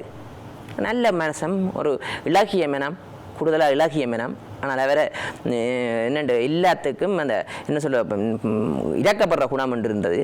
பலடம் பார்க்க தன்மையாக தான் கதைப்பார். நாங்களும் அழுத்தம் பிரயோகிக்கிறது இல்லை. கோல் பண்ணிடுறது எப்பயாவது இருந்துட்டு தான் கோல் பண்ணுறது. முந்தைய அரசியல்வாதின்ட்டு அங்கேயே போய் இதை செய்ய அதை செய்யண்டு நான் போதவே இல்லை. என் பிஏ போய் அதை செய்யன்னு சொல்லி அழுத்தம் 2 பக்கத்தாலையும் காலை பிச்சு எடுத்து போடுவாங்க 2 அரசியல்வாதி இருந்து புடஞ்சு. இதால் தான் இந்த இழுவரி. நாங்கள் கண்டிப்பாக அவ்வாறான அழுத்தங்களை பிரயோகிக்கல. அவரிடம் கேட்டு பாருங்கள், எந்த அழுத்தமும் இல்லை. அவர் வேலையை செய்யலாம். ஆனால் நாங்கள் பார்த்து கொண்டிருப்போம். ஏனென்றால் நியமித்து விட்டு சும்மா தாண்டோன்றமாக இருக்க முடியாது தானே. ஒழுங்காக இயங்குறதா மக்களுக்கு பிரச்சனை இருக்கிறது. பல மாற்றம் செய்ய வேண்டிய தேவை இருக்கு. அரசியல் பழிவாங்கல் செய்யப்பட்டுள்ளது. இங்கே இருக்கிற கட்சி இருக்கிற வேலையை விட்டுட்டு கூட போயிருக்கிறாங்க. புதிய ஆளுநர் மீதும் ஒரு வழக்கு தாக்கல் செய்யப்பட்டது. அதான் என்ன சொல்லுங்க அப்போ இன்றைக்கு வேலையை விட்டுட்டு கூட போயிருக்கிறாங்க அழுத்தத்தின் காரணமாக. யாழ் மாவட்டத்தினுடைய டிசிசி மீட்டிங்கில் மிகப்பெரிய கலவரமான செய்திகள் எல்லாம் வெளியாகின்றது ஒரு நாடாளுமன்ற உறுப்பினருடைய செயற்பாடு தொடர்பில். ஆனால் அவரும் பல விடயங்களை கேள்விகளாக முன்வைத்திருக்கின்றார். அதற்கு சரியான முறையில் பதில் வழங்கப்பட்டதான ஒரு கேள்வியும் இருக்கின்றது. எனினும் டிசிசி மீட்டிங் இந்த முறையில் இதுவரை காலமும் கூட்டப்படவில்லை என்ற ஒரு குற்றச்சாட்டும் பொதுவெளியில் முன்வைக்கக்கூடியதாக இருக்கின்றது. இந்த விடயம் தொடர்பில் கேள்வி கேட்பதற்கு பூரணமான அதிகாரம் ஒரு நபர் இருக்கிறது. ஆனால் உங்களை தரைக்குறவாக பேசுவதற்கு எவருக்கும் அதிகாரம் இல்லை. உங்களது இன்னும் ஆண்டு படிச்சிருங்க, ஆண்டு 2 படிச்சிருக்கு. அது ஒரு தனிப்பட்ட தாக்குதலாகத்தான் நாங்கள் பார்க்கின்றோம். அதை வன்மையாக கண்டிக்க வேண்டிய கடப்பாடு இருக்கிறது. ஏனென்றால் நாங்கள் இவர் வேலை செய்யலை என்றால் நீங்கள் பிள்ளை என்று சொல்லணும். ஆனால் உங்களோட குடும்பத்தையோ உங்களோட இதையோ எடுத்து பேசுவது எனக்கு அதிகாரம் இல்லை. அதை நீதிமன்றத்தை நாட வேண்டும். இப்படி கல்வி தமிழில் எனக்கு சந்தேகம் இருக்கிறது. இந்த அதிகாரத்தில் இவருக்கு நியமனம் பெற்று தந்தது இல்லை, இவருக்கு நியமனம் கொடுத்திருந்த முன்ன அரசியல்வாதிகள் நியமனம் கொடுத்து இவருக்கு அதிகாரம் இல்லை, அவருக்கு தரத்துக்கேற்ற நியமனம் வழங்கப்படவில்லை. நீங்கள் மக்கள் போடலாம். நாங்கள் எதிர்காலத்தில் இப்படியான நியமனங்கள் வழங்கப்பட்டிருக்கு. நாங்கள் இப்போ பார்த்து கொண்டிருக்கோம். உடனடியாக எதுவும் செய்யல, கண்காணித்து தான் எதையும் செய்யணும். படிவா தரவுகளை எடுத்து எதிர்காலத்தில் அந்த நடவடிக்கைகள் தரத்துக்கேற்ற அதிகாரத்தை நியமிப்பதுக்கு எதிர்காலத்தில் நியமிப்போம். எதிர்காலத்தில் உங்களுக்கு தெரியும், ஆளுநர் மாதிரி நல்லவர்களும் வருவார்கள். தமிழர் எங்களுக்கு சிங்களவரை கொண்டு வந்து போடுறது இல்லை, உப்பளத்துக்கும் போடுவோம், எல்லாத்துக்கும் போடுவோம். நல்ல ஒரு ஆள் ஆட்டிடியூட்டாக போடணும். அந்த சிஸ்டம் ஃபுல்லாக நிரப்பியாகும் போது தான் இந்த மக்களுடைய பிரச்சனை ஃபுல்லாக மாற்றத்தை ஏற்படுத்தலாம். ஆனால் அந்த மாற்றம் உண்டு. நாங்கள் பிளவிட உடனடியாக தண்டனை விசாரணை அமைப்போம் ஏதாவது இந்த சிஸ்டத்தில். ஆனால் ஒரு பயம் இருக்கிறது. சாருக்கு சொல்லியிருக்கு, கடினமான வார்த்தை பேசலாதன். ரெக்கார்டோட பதிஞ்சா கேமராவில் 15 ஜென்ரக்கார நியூஸ் பேசிக்கு ஒரு பதவி கிடைக்குமா இருந்தால் அவனுக்கு எடுப்போம். அதே நேரம் அரச உத்தியோகருக்காராவது அரச உத்தியோகத்தருக்கு வேண்டுமென்றே விஷமத்தனமான செயற்பாடு செய்ய வேண்டாம், அதுக்காக நடவடிக்கை எடுப்போம். அரசு உத்தியோகத்தையும் பாதுகாக்க வேண்டிய தேவை இருக்குது. நல்லவர்கள் எல்லாரும் கெட்டவர்கள் இல்லையே, எல்லா மருத்துவர்களும் கெட்டவர்கள் இல்லையே. இன்றைக்கு 5000 பேருக்கு ஒரு மருத்துவர் இலங்கையில். உலக சுகாதார 200 பேருக்கு ஒரு மருத்துவர் பற்றாக்குறையும் இருக்கிறது. இல்லையண்டில்லை, எவ்வளோ ஒரு வெளிநாடு போயிட்டாங்க விட்டுட்டு. அதுகளுக்கு நிவர்த்தி செய்ய வேண்டும். அரசு உத்தியோகத்தை இன்றைக்கு நாங்கள் கொடுக்குறோம், அடுத்த நாள் வெளிநாட்டண்டா பறந்துடுவாங்க, ஒன்றும் தேவையில்லையண்டு. உண்மையா நான் இன்றைக்கு நாங்கள் இவருக்கு அரசு கிடக்குது, நாளைக்கு உங்களுக்கு கனடா விசா கிடைக்குது, என்ன செய்வீங்க? விட்டுட்டு கனடா ஓடிடுங்க. அப்போ ஒரு ஆளுடைய வேலை இப்படி பலர் வெளிநாடு சென்றிருக்கிறார். அதுகளெல்லாம் காரர் பார்த்து நியமிக்க வேண்டிய தேவை இருக்குது. ஏன்னா இன்றைக்கு நாங்கள் பார்க்கின்றோம் பலர் தொழிலையும் பெற்றுவிட்டு வெளிநாடுண்டா ஒன்று இல்லை, அது மக்களுடைய இயல்பு பிள்ளை என்று சொல்லிடாது. ஏனென்றால் இந்த நாடு அப்படியாக்கியிருக்கு. எங்களுக்கு நம்பிக்கை இருக்கிறது, எங்களோட எதிர்பார்ப்பு இந்தியாவில் இருக்கிறவர்களையும் இங்கே எழுக்கணும், எங்களோட தமிழர் எண்ணிக்கை அதிகரிக்கணும். இது நெல் உற்பத்தியாளர்கள் சந்திரசேகரன் தொழிலர் ஏன் தென்பகுதிக்கு நெல்லை போகிறோம், இங்கேயும் நாங்கள் அவர்களுக்கு லோன் சிஸ்டம் கொடுக்குறதுக்கு இருக்கிறோம், குறைஞ்ச வட்டி விதத்துக்கு வேண்டி ஸ்டாக் பண்ணுறது. அதே நேரம் நெல் பிரச்சனையில் அரசாங்கத்திலிருந்து அரிசி ஆலையில் ஒன்றும் இல்லை. நெல் எதிர்காலத்தில் அரசாங்கத்தாலேயும் அரசியல் சேமித்து வைக்கக்கூடிய குடோன்கள் எல்லாம் இருக்கிறது. எல்லாம் இரும்பு காடு பத்து போய் பார்த்து கொண்டிருக்கோம். இன்றைக்கு நேற்று தினம் அரச காட்டு நாங்கள் கொஞ்சம் பண்ணைக்கு அங்காலையும் கிடக்குது, எல்லாம் பத்தியாக தான் கிடக்கு. ஏன்னா ஏசி எல்லாம் பண்ண சும்மா ஏசி எல்லாம் இருக்காங்க, ஆனால் ஏசி எல்லாம் கிடக்குது. கஷ்டப்பட்ட மக்களுக்காக கொண்டு கூட்டி கொண்டு இருக்கலாம். இதையும் பொத்தண்டு சும்மா செய்யலாது, அதுக்கு ஒரு கட்டமைப்பு இருக்கிறது. அந்த கட்டமைப்பு கண்ணாக்குறோம். இன்றைக்கு போனப்போ இவ்வளோ கட்டுறோம் அநியாயமாக இருக்குது. கிளிநொச்சிக்கு எல்லாம் காடு பற்றி புரிந்து கொண்டு இவ்வளவு நேரம் எங்களுடன் இணைந்து உங்களுடைய கருத்துக்களை பரிமாறியதற்கு மிக்க நன்றிகள். இவ்வளவு நேரம் இந்த நிகழ்ச்சியை பார்த்து கொண்டிருந்த உங்களுக்கும் நன்றி, வணக்கம்.